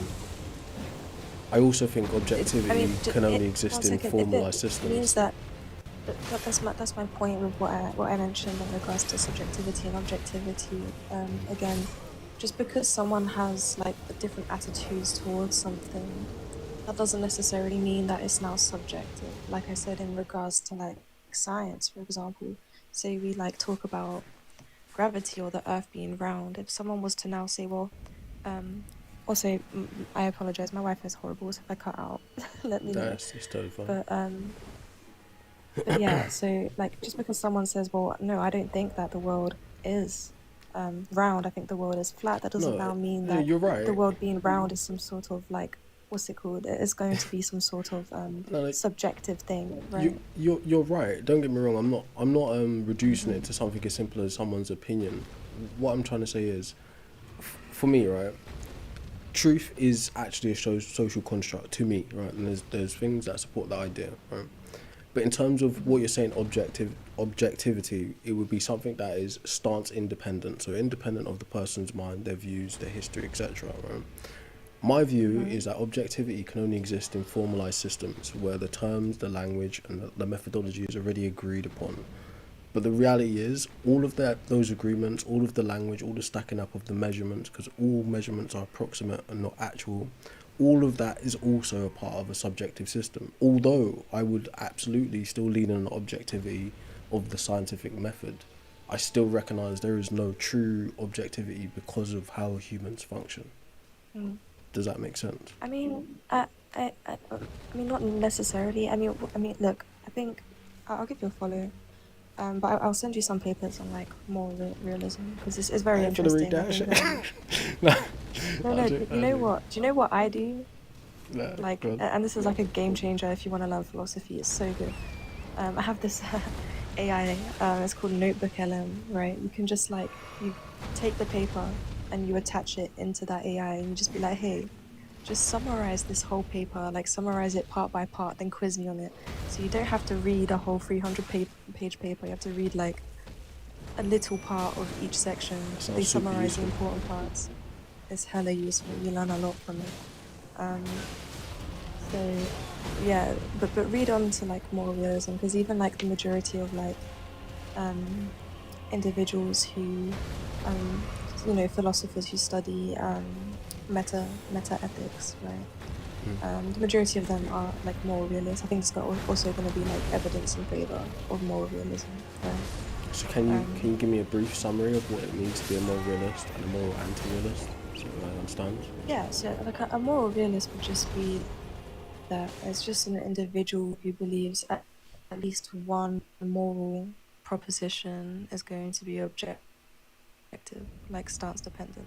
Like that's just like a brief summary. So they're not saying that every single moral claim is objective, but they're saying that there's at least going to be one that they believe is objective, rather than all of them are subjective. So, and then an anti-realist is just someone who believes that no moral claim is objective and that they're all going to be subjective.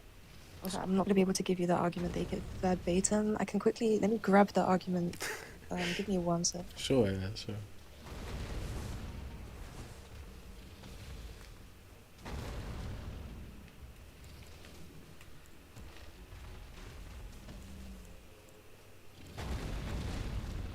I think we have to cheese this dragon. It's one of the more difficult ones.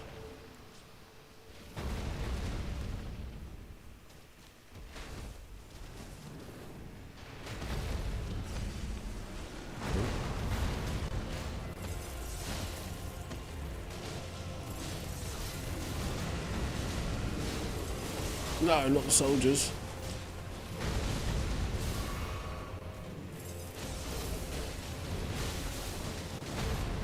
Why is Mimic just standing there? Hello? Hello? Oh no, not the mimic. Did you see how many people are on the screen right now? You got mimic. You got the mimic and like Moog's like. Yeah, this is cheese. this is an OP build for main game, but not so much in DLC. I guess true. I guess this is like more a build for Millennia. Yeah, exactly. That's exactly what the build is for. but yeah, sorry, like, Yeah, no. you wanted to make a point. So yeah, I got the screenshot.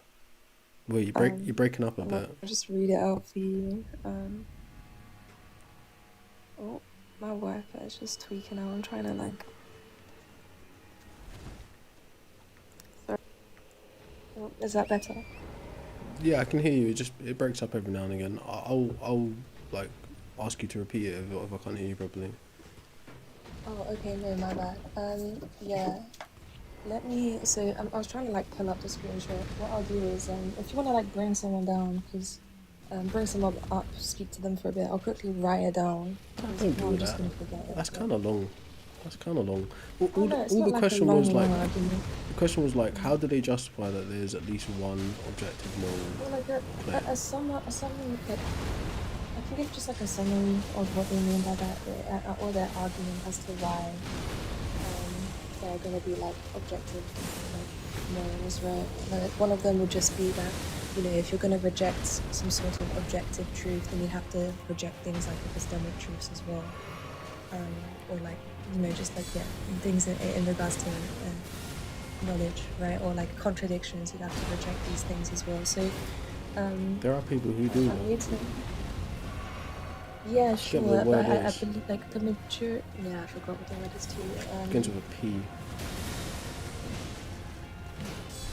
Where is my pens? Like I tidied up my whole room today, and all of the important stuff in there is gone. But yeah, I'll send you like a small paper, if you'd like. Yeah, what's it called? There was something else I did want to speak about. Obviously, you don't need to speak about it. I just like kind of go around asking people, but like, because you said debate anything, right? Any unpopular opinion. Yeah, even if I agree, I might come up with a steel man or something. So let's go. Yeah, I mean, I don't think trans women are women. What do you think? So, explain that to me. What does it mean? A trans woman would just be like an adult male who identifies or believes that they are women. Okay. So what does it mean to be a woman? Yeah, I mean, I just say, in order to be a woman, you just have to be an adult female with a sufficient amount of anthropomorphic traits. Okay. I mean, I can understand why you think that, but I think the same argument applies to what we were just talking about, objectivity. Who gets to decide what is legitimate knowledge and who doesn't? E.g., who gets... Yeah, So the power to describe someone is exactly that. It's power. So it's a political game. The power to self-describe is also a power. I mean, the way we could like derive things in regards to like semantics, right? And just say like, hey, which one's going to be right? Like, which definition, which description of this entity would be the correct description is just like going through reductors, which view goes like, you know, is victim to the least amount of reductors, which view is the most logically consistent. So there's many ways we can like deride which one is most probable to be true, instead of just being like, who decides this? We could just, you know, infer it, rather than just be like, oh, my view's right, your view's wrong. If that makes sense. In a way, but what I hinted at is the same foundation of that system of like language, for instance. What we can conceptualize and actually share through language. All of those systems are built by people, so they inherently possess biases.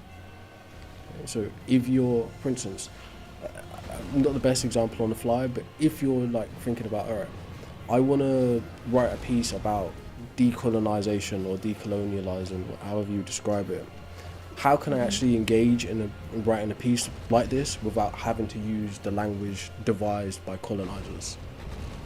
Because they've established the epistemic framing for you, for your worldview, for your language, for your reality.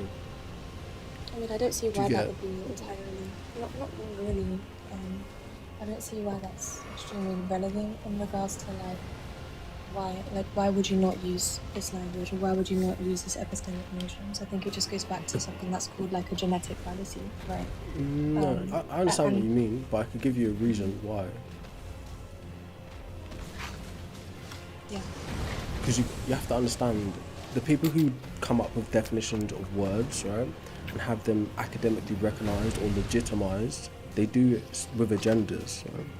So, for instance, if the object of oppression, be it a woman, a man, a black, a trans, or whatever, if the object of oppression has its language or the vocabulary of what that thing is bestowed onto them by the people oppressing them, you can't actually use that same language as being the oppressed to get your way out of that situation of being oppressed. You would have to define your own language.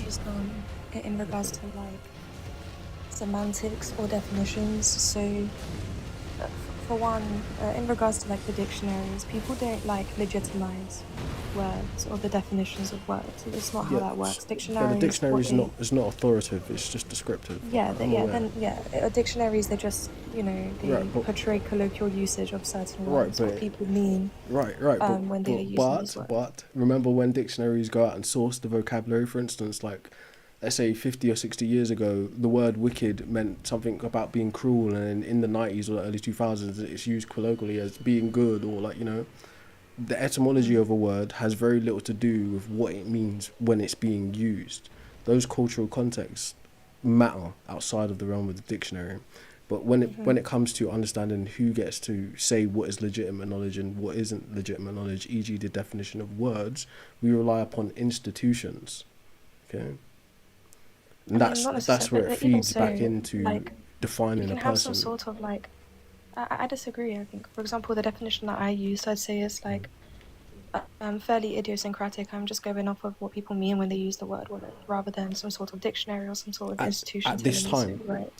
At this time, right? But sure. A word. But I think that's impossible. That was not impossible. Sorry, I think that's like the point of language, right? In regards to, if we're talking about like the purpose of language, the purpose of definitions, what it means to speak, what it means to utter a word, right? The utterance of just the words we speak every day.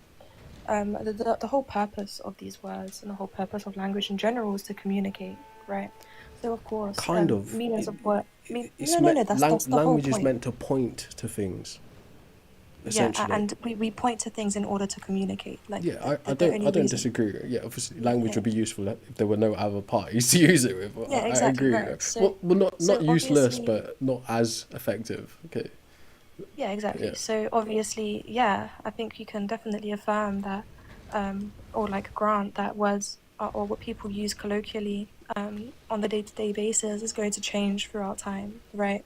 Yeah. But obviously, I think it's going to be a lot more beneficial if we do stick to colloquial usage, especially at the time, in order to just like have some sort of... That defeats the point of the language in the first place then, because it's there to communicate an idea. So if the language is incapable of updating, then how does that keep up with human, or let's say, the human experience? That's not what... Okay, no. That's not what I mean. So when I'm saying that, all I'm saying is, say for example, I give some sort of like highly idiosyncratic definition of a word, right? In this case, in regards to like some sort of trans-inclusionary definition, would be some sort of a woman as an individual who maybe meets some sort of like cluster concept of traits that grant them access to this category. Like that would be some like an example of like an idiosyncratic definition. Of course, this use for the word isn't going to be very helpful or useful in regards to communicating, because people that's not what people mean when they use the word. Say in society, somehow everyone in society has come to the conclusion that trans women are women, and when they are using the word woman, now they are actually meaning some sort of like cluster concept, then of course that would like grant some sort of, possibly some sort of like upgrade to the way that we use the word. But we're watching that happen in real time.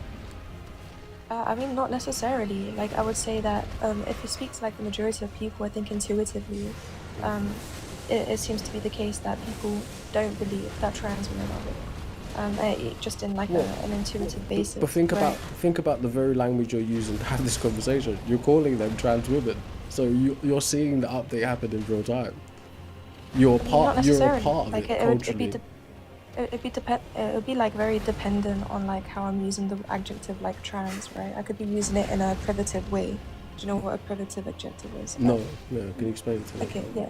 A privative adjective would just be like some sort of adjective that changes what the noun means, right? So it would just, it's like a privative, and another example would be like fake clever. So fake is going to be the privative adjective, and it just means that it's changing the word of leather. Obviously, it's not going to be leather. No fake leather is leather. It's the same way that when I'm using the word trans, I'm using the adjective trans in a privative way, yes, rather than some sort of intersective way. As an individual, I'm actually like very impressed like the way you said that and explained that to me. But I also realise that you're unique in terms of you understanding it being used like that versus how again it would be used culturally. I mean, if it's the way it's used culturally as well is going to be privative, because people, like I said, if we're talking about not if they don't hold the same ideology as you, they may generally we're talking be about like referring the to a trans woman. Yeah, sure. We're talking about like the general society, right? I'm not obviously saying that every single person is going to hold the same exact semantics as me. That's obviously going to be false. I'm sure there's people who have some sort of weird idiosyncratic definition of a cat, right? But maybe. Yeah, exactly. So, like, obviously, I'm not like gonna be saying that culturally, everyone. Cat has a few different meanings as well. So. Sure. When I mean cat, I'm referring to like the metaphysical entity the word is describing. But Katniss. The Hunger Games. Katniss, yeah. Okay. But no. What's it called? So. Yeah. Back to what I was saying, yeah, there's obviously going to be some people who disagree, but in regards to like the general society, it's going to lead to these two things. People are either going to use the word trans in an intersective way or a privative way, right? Intersective would just, it doesn't change the noun, and that would indicate that all trans women are women, right? But even so, in this case, the majority of people, even who may affirm that some trans women are women, they're not using it intersectively because they don't think all trans women are women, right? And I think the majority of people, in general, hold that same intuition. So, like, do you think every single trans woman is a woman? So, well, based like semantically, how you're talking, you're in my mind, you've already categorized them as a type of woman by using the word woman. You know, like. Do you think fake leather is a type of leather? Obviously not, but I'm not well informed in terms of. No, let me finish. I'm not well informed in terms of like where the conversation around gender is currently, but I'm also like vaguely aware of people like Judith Butler and like the deconstruction of gender and all these kinds of things as well.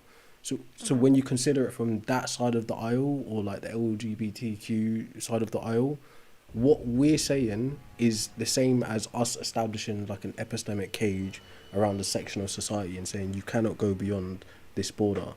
But by us doing that, we're literally developing or generating political power off of their existence. That's problematic.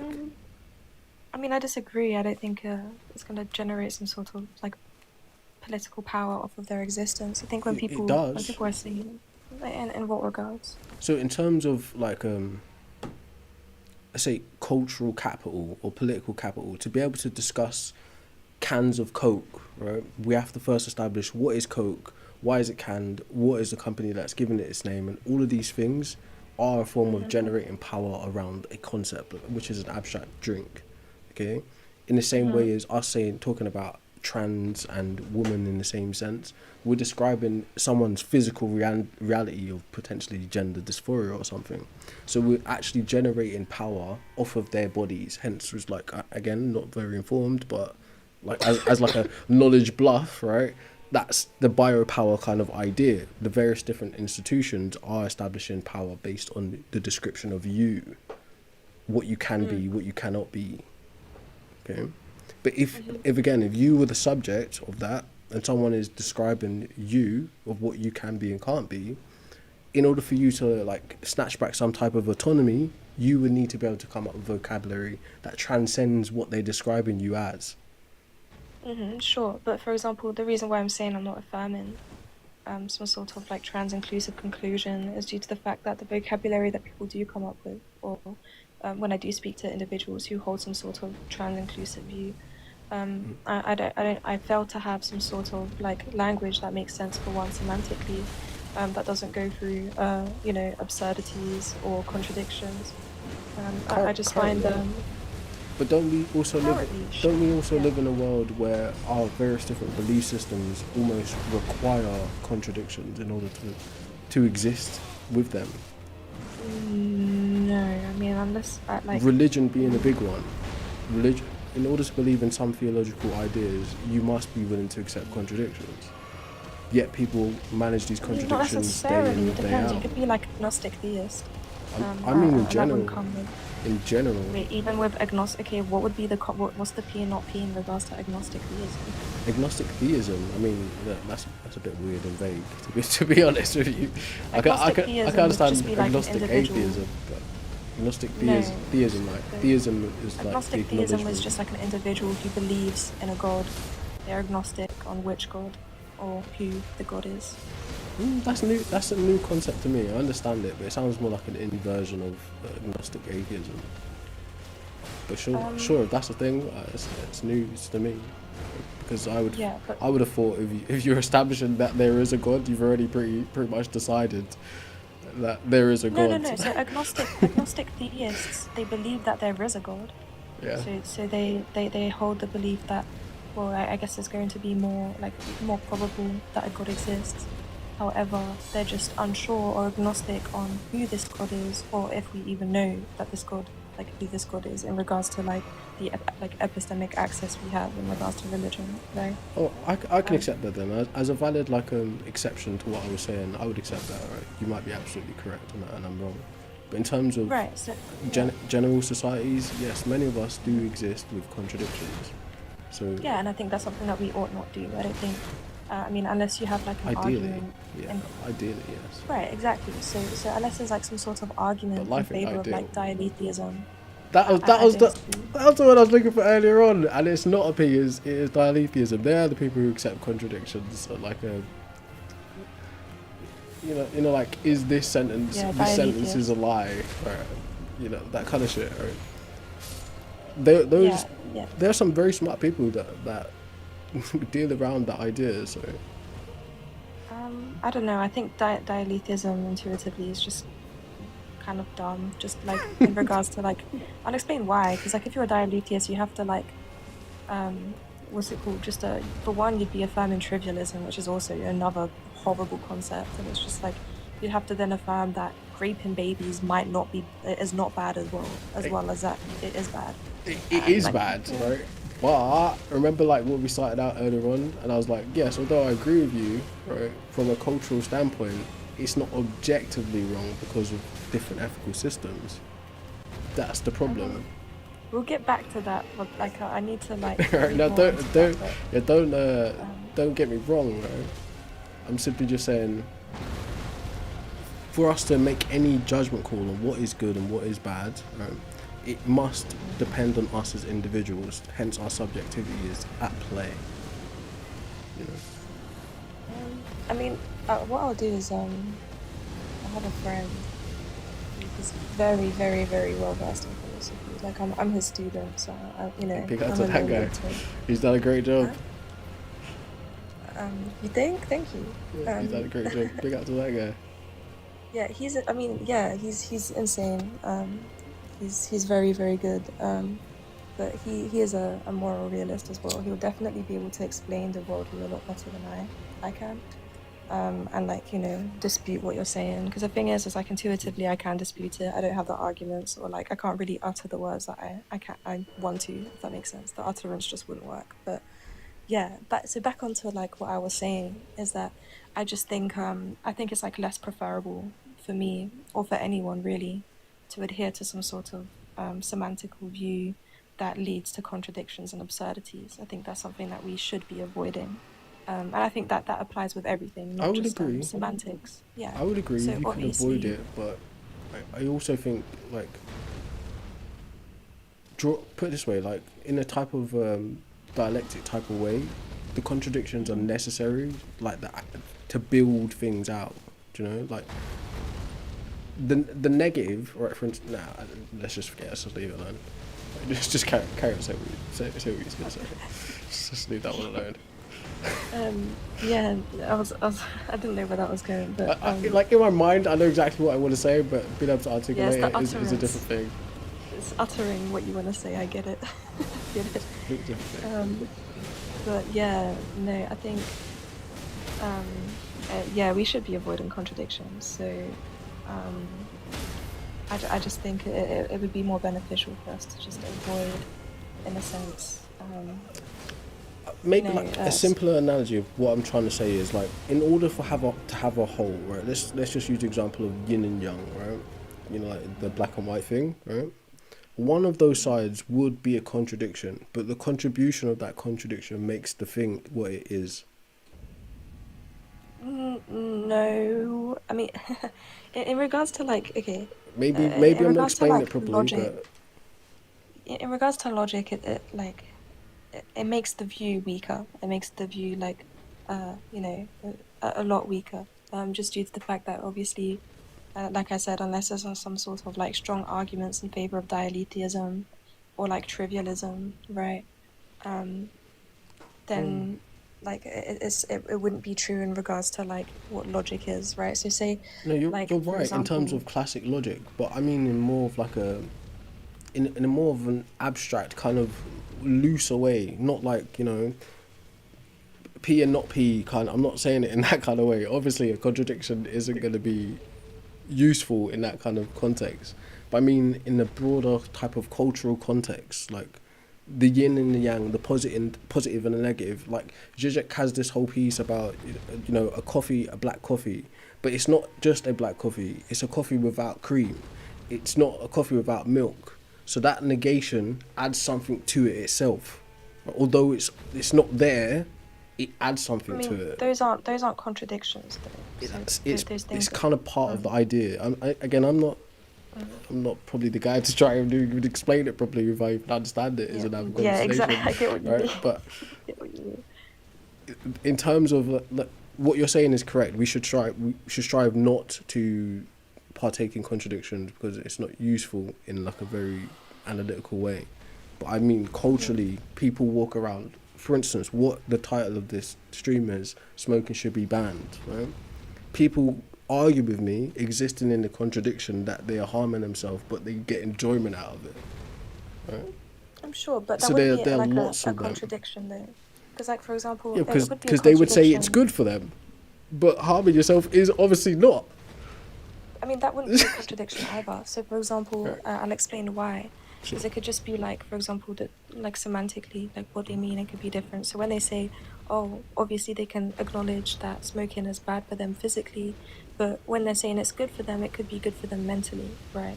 Or it feels good to them. So this wouldn't even necessarily tell a contradiction. This sentence could still be, you know, a valid sentence, and not entail some sort of contradiction. So you're right.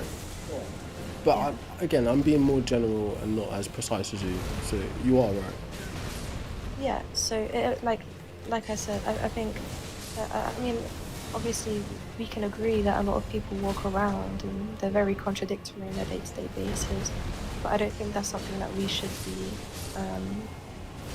just, you know, glazing past. I think that's something that should be addressed. I think we should be living life and having opinions and having worldviews that leads to the least amount of contradictions, that leads to, you know, the closest form of epistemic, like, truth, right? I again, like, like how we're speaking about it, it sounds really ideal, right? But I don't think that's a reality we would actually want to live in. Without the introduction of chaos and error, what would be the point? I mean, sure. I mean, chaos and You error know? is always going to happen regardless. But for example, like I said, it's just tying back to in regards to why would I apply someone else's semantics in regards to what a woman is if it leads to You a whole have to bunch by of necessity, because every word that's come out of I your have mouth to. so far is a word devised by someone else, unless you devise your own Why? vocabulary, what I was saying. I mean, You not rely on the semantics necessarily. of others. It's necessary. What do you mean by rely on the semantics of others? So for us to be here having a conversation with the English language, we're literally using words that people have like offered to the lexicon that have just disappeared from the face of the planet. Well, semantics We don't doesn't know who mean they just are. words. You're probably correct, right? I'm not entirely sure, right? But what I'm trying to say is your view on I shouldn't have to change the way I use words because of someone's existence. It's valid ideologically, but the reality is the words themselves are only a tool we use to convey whatever the hell we want. But if we're using words someone else has already devised, we still have to follow their script by using those words. So you That's can't not get true out of it. either. I mean, I don't think that's true either. I mean, that's going to like entail some sort of semantic realism, which I'm not. I'm an anti-realist in regards to semantics, but like for Can you one, explain it to when me in we a way I can understand what you mean by yeah, that? so for one, I'll explain what semantics is in regards to philosophy. Semantics isn't just the words or the utterance of the words. These things are kind of irrelevant in regards to semantics. It's just like really just the meaning behind the words. So a lot of people actually, and most people, when they use words, they're using their own semantics. They're not using other people's semantics. The words may have been created by someone else or by as a society, from a society in general, but the way people use the words or the way they define it or what they mean when they use the words are going to be like, it's going to be some sort of like, it's going to be their own semantics. It's how they apply the words in regards to that semantics, what they mean when they use the words. So that's for one. And for two, a semantic realist is just someone who believes that there's going to be some sort of objective definitions to words, right? Or there's like an objective way or like some sort of truth apt way to use the word, which I disagree with. I don't think there's going to be like a true definition. So why do you hold that opinion about trans women not being women then? Yeah, I mean, there's just going to be definitions that are more favourable or that, again, seclude to less reductives and contradictions. I think it's just going to be a preferable view to have. The same way, for example...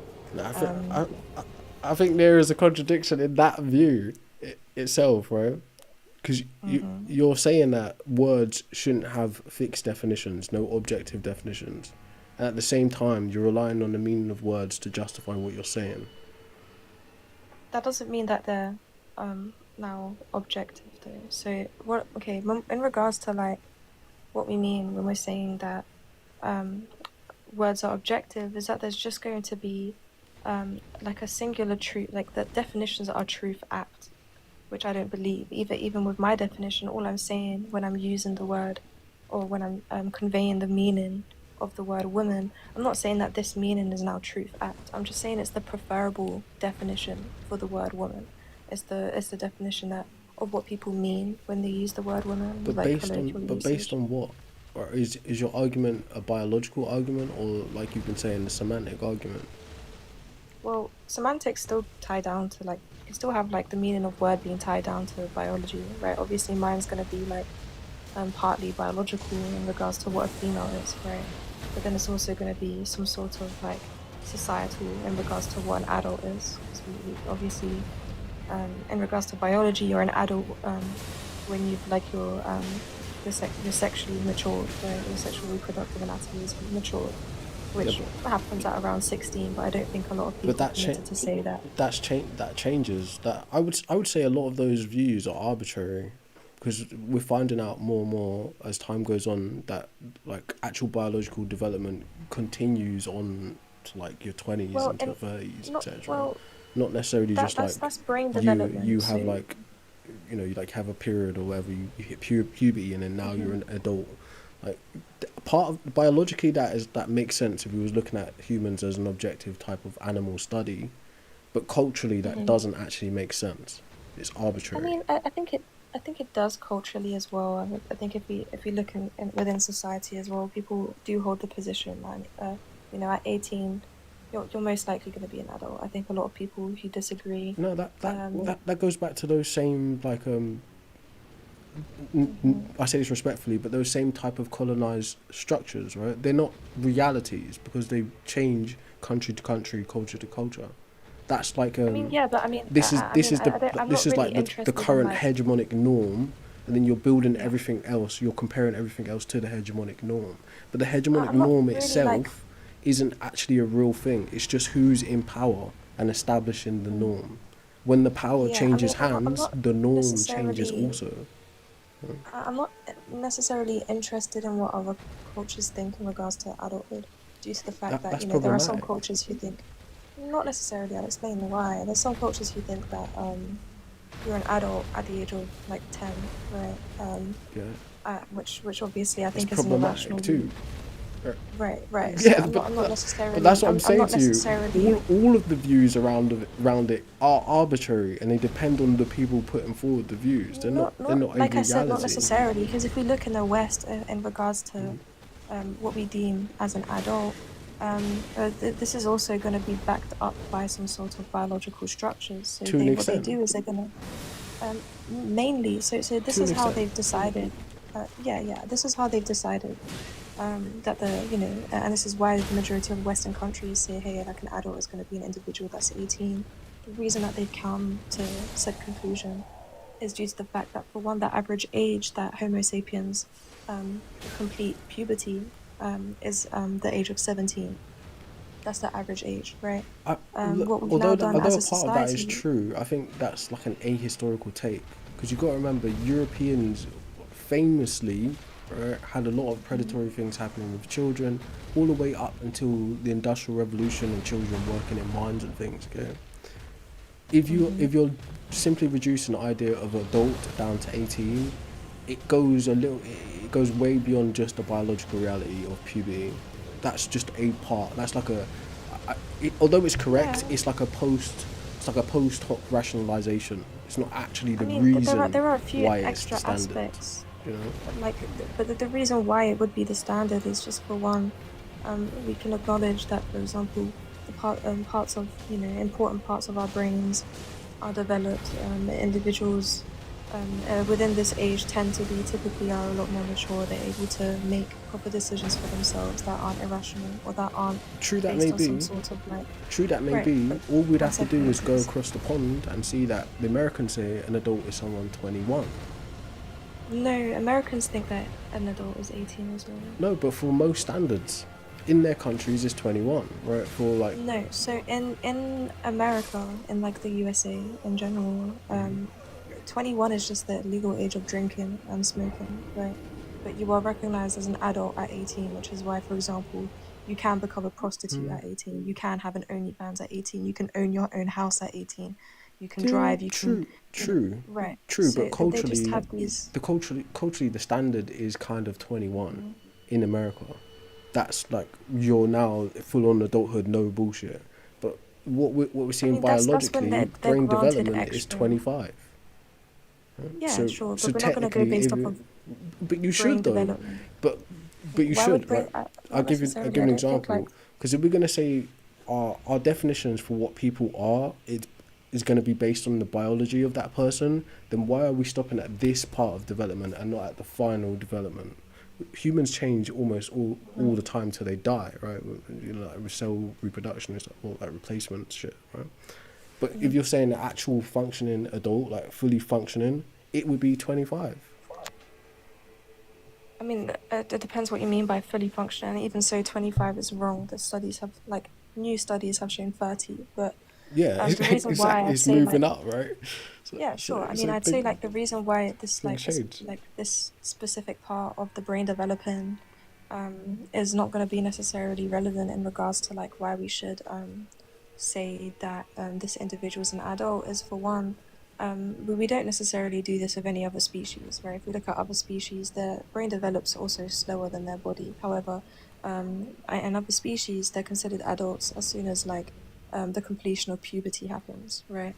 And the reason why this is something that is going to be more reliable in regards to science is just, for one, is that if we're going to talk about brain development, the brain development doesn't really do that much.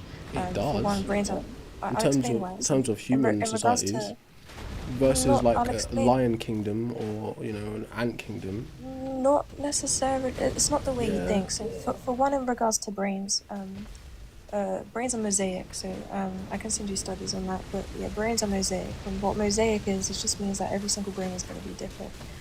That specific part of the brain that develops at the age of 30 doesn't necessarily change the functionality of the brain, doesn't change the structure of the brain, doesn't change the way you think, it doesn't change how mature you are. Well, from what I've learned, the prefrontal cortex definitely does change how you operate, right?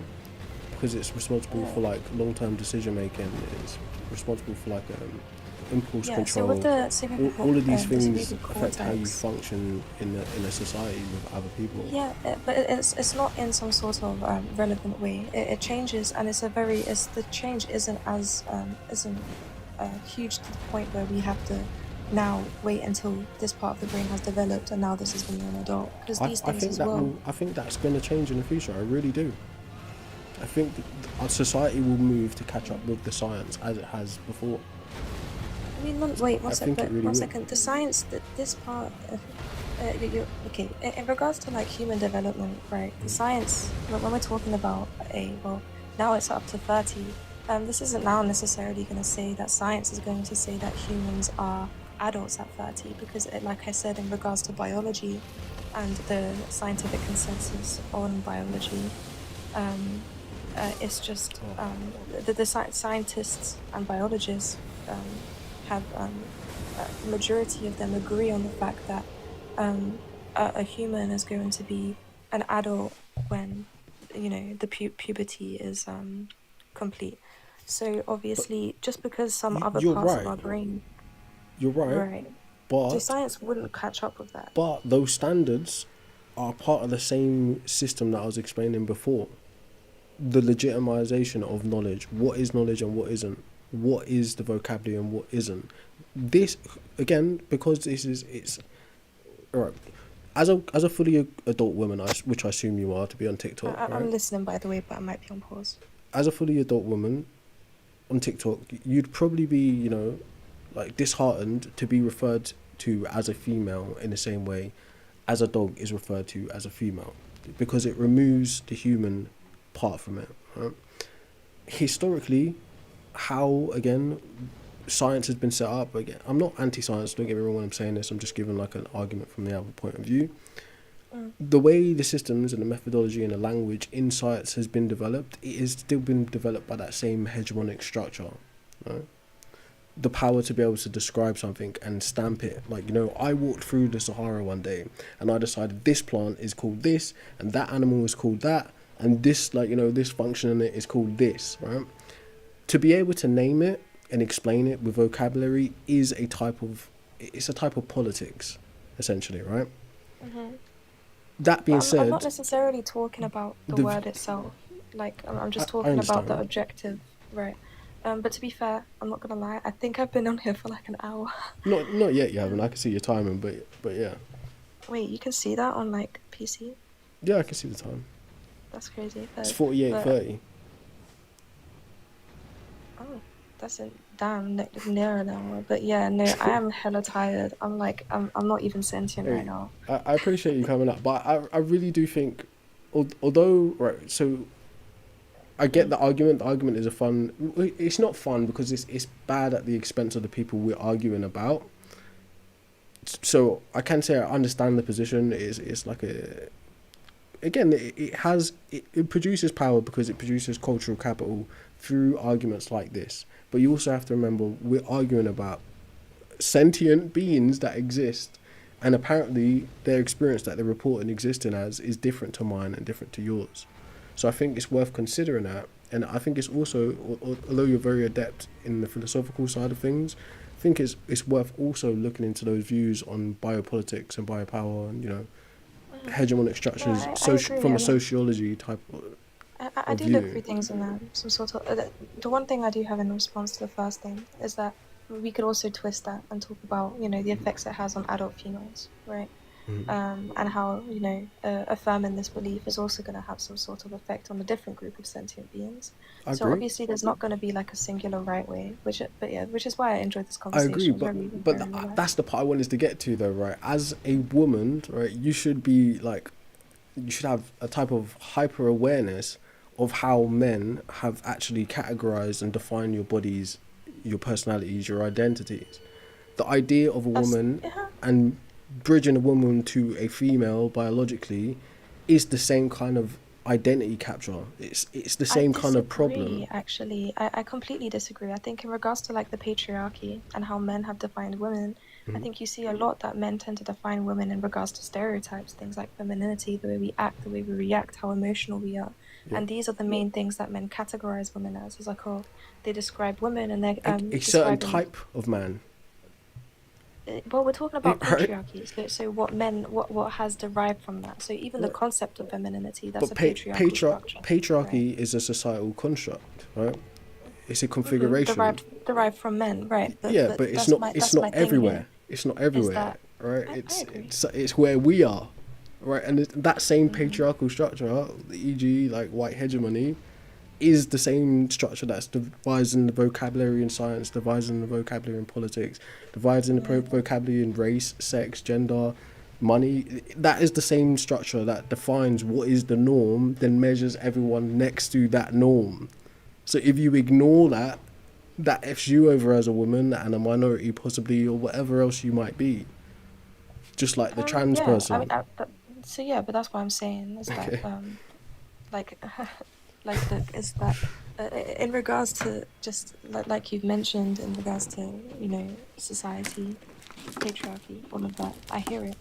But it still goes back to when I'm talking about semantics, I'm going to go against something that's, you know, something that's the least patriarchal, the least stereotypical, something that doesn't put women into some sort of harmful box. Because one thing that I do notice a lot, especially in some sort of like trans inclusive discussions, is that this does lead to a lot of sexism, and I think that's something that we all would like to remove, right? Oh, a woman is someone who has long hair and who is feminine and who acts like this and who does this and does that. It just leads back to some sort of sexist stereotypes, and I think that's something that we should be, as a society, trying to dismantle the same way we want to dismantle stereotypes in regards to Asians, even if they're so-called quote-unquote good stereotypes, like, oh, East Asians are good at maths, or South Asians, they smell bad, right? Like, I think in regards to stereotypes, no matter what group it's stereotyping, they're always going to be harmful. Obviously, we could say that saying Chinese people are good at maths isn't necessarily a horrible thing to say, but it's still a stereotype and still harmful nonetheless, right?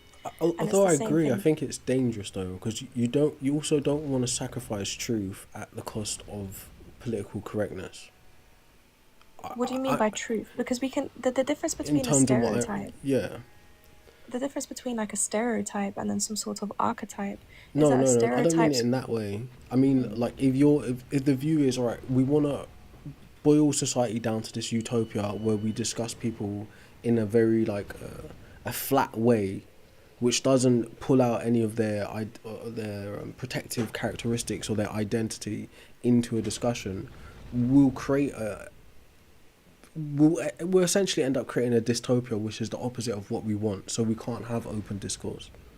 Essentially. No, that's not what. So again, like the difference between like a that's what I was about to say, is that there is going to be a difference between a stereotype and an archetype. Eliminating stereotypes doesn't mean that we can't discuss archetypes. So archetypes would just be things that we could say women typically have, which is going to be a complete different discussion than a stereotype saying that Archetypes are women low-key are. pseudo though. Not necessarily. So, for example, Low-key. an archetype of like a black person would be having very curly hair, very coarse hair, right? Having melanated skin. What does These that are going to mean? be. What Yeah, it's just an archetype. exactly? An archetype is just What does any of that actually mean though? nothing. It's irrelevant, which is my point though. So it's like, why would we now define individuals based on these archetypes or stereotypes, right? Do you agree? So, it's literally the same thing I've been saying this whole time, right? Ideas about describing people, what they can be, what they can't be, are things that outside structures place on things, and they turn like humans into objects. Right? And the power to define something is political capital. Okay, so if you think about archetypes, like I think it was Jung, I think it was Jung who came up with the archetype idea, I think, or Freud, I can't remember. That is the same kind of hegemonic idea. This guy has a level of authority that's assigned to him based on these systems, and there, because he has these systems, he can do like epistemic trespassing and say, actually, this group of people are going to be like this, those people are going to be like that. It's like it's like the idea of racism. No, archetypes are found in psychology, right? Yeah, archetypes are just like observable features that groups typically have. So the thing is, the difference between an archetype is just an observation, and it would just be saying that typically these individuals possess this, but a stereotype is something completely different. So a stereotype is going to be defining individuals in these ways. So I'm aware. I don't think there's Don't get any me wrong. harm. But again, right, I can't remember the exact number of them, right? But there are people who view it as like there are literally just 8 types of archetype of people, and people are just variants of those 8. But the power to be able to establish archetypes as an idea is something that belongs to one group of people in the first place. I mean, it depends. I mean, we use it, we depend upon it, like linguistically and for systems and for thinking and all these kinds of things. I'm not saying they're useful, we should throw it all away, but I'm saying you also have to be mindful about categorizing the human as an object through these various different descriptors. And then when the human turns around and says to you, I don't want to be categorized like that, you tell them, no, you need to fit into this epistemic structure that I abide by. Right? That's problematic. I don't necessarily think so either, because a reductio to that would just be that, like, age, for example.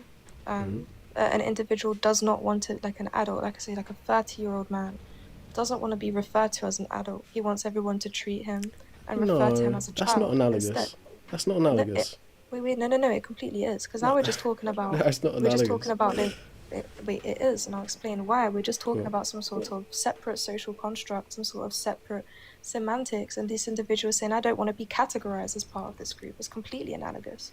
But obviously, we wouldn't want to, even though they have attitudes or bad attitudes towards said category, I don't think it's going to be immoral or bad to say, well, no, you are this category, and I'm not going to say anything else. The same way, you're right. You're right to an extent, but the age argument is bad because age as a concept is also an arbitrary construct, right? The calendars and how that relates to actually how the stars and planets move, and then days and months of when you were born, where you were born. Those are also constructs to say my name is Seth and I'm XYZ years old, right? That's a part of the same system. Whereas you could take it a step deeper and say, I'm Seth and I have this quality of melanin in my skin and my hair does this specific thing. All of these descriptors are ideas that we as humans place into, like, we throw these into the arena. No? That's why it is analogous then, because then under your worldview, it would be immoral or not. It wouldn't be immoral. Tell someone.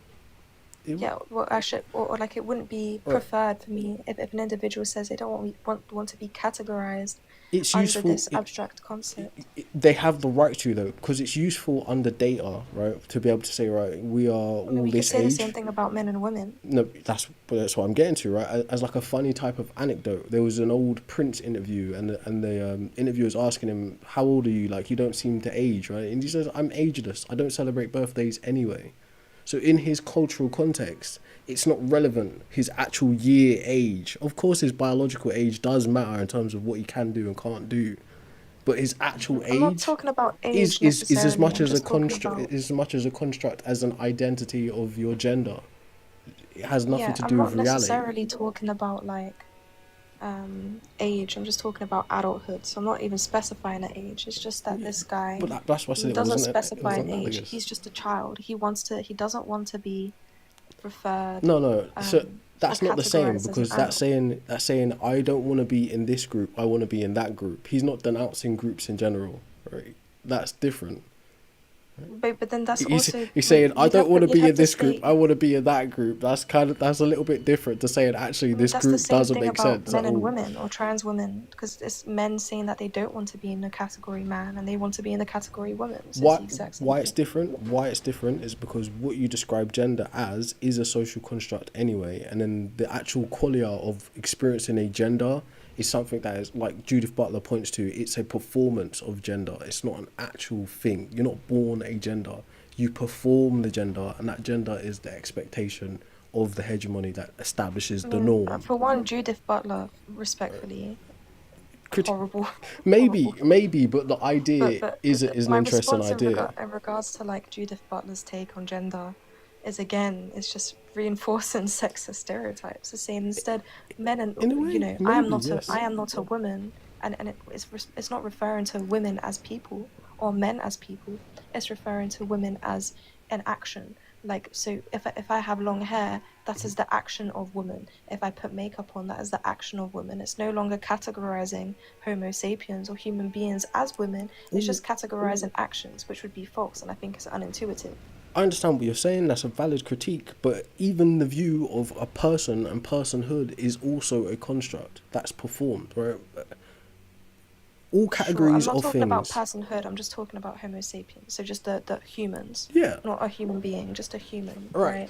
Like, So what you're saying is valid, but I'm saying there's always one layer underneath it once you start, right? The minute we speak, we're doomed, okay, right? So all the category of a human, right, a Homo sapien, a hominidae family, a primate, a great ape, right? All of these ideas, the utterances, the etymology of the words, the syntax, whatever, right? They all come from individuals through history have decided, I'm going to establish this thing being this. And other people saying, actually, you have the legitimate authority to establish that thing as that. But the actual experience of what that thing is has nothing to do with the vocabulary we attach to that thing. Okay? I mean, sure. I mean, I'm not really tracking what you just said, but I think it's mostly partially because I'm tired as fuck. You know, I was about to leave like 10 minutes ago. The experience of being Deb, right? You know, okay. You know, how about this? I will come back on your panel. Are you live every day? No, I'm not. Like, I'm kind of actually busy. Right? but yeah, like, okay. But yeah, it's been interesting. But yeah, there's I'm always just one tired. more I need to layer. leave. All I'm trying to say is I understand. Look, at the end of the day, right, I don't actually know much about trans rights and what trans people think and what they want. Right? I actually don't. Right? Not well informed on it. But as you brought the topic to me, I thought it's interesting as it intersects with these other things. And I think those other things, like the shit I was referencing with the Foucault and Zizek and Judith Butler and all that kind of sociological view, I think those things are informing how society is moving more than traditional semantics of like philosophy, you know. I think so anyways, right? Which is why these kind of, you would say, anomalies exist in society now anyway. Okay. I mean, yeah, maybe. I'll ponder on that, but I am gonna go. It was nice speaking to you. I'd tell your teacher, It I was said, nice speaking to you too. great job. Goodbye. Appreciate you for coming up. That was an hour and 3 minutes. All right, very, very interesting conversation. Big up to Debs. I think is for like the 8 or 9 people who managed to sit through that. I hope we learned something interesting. But look, she made very good points and supported those points very well. Only problem is, I'm just a bit dubious when it comes to acting as if we have a right to describe and establish parameters of human beings, right? Even calling them human beings is the same kind of point I was trying to make. Okay? Once right, someone had to set out on a journey that would become taxonomy in the first place, and the rest of us were like, well, we don't know what they know, so we'll capitulate to the system of taxonomy. Right? And in almost every field of knowledge is the same.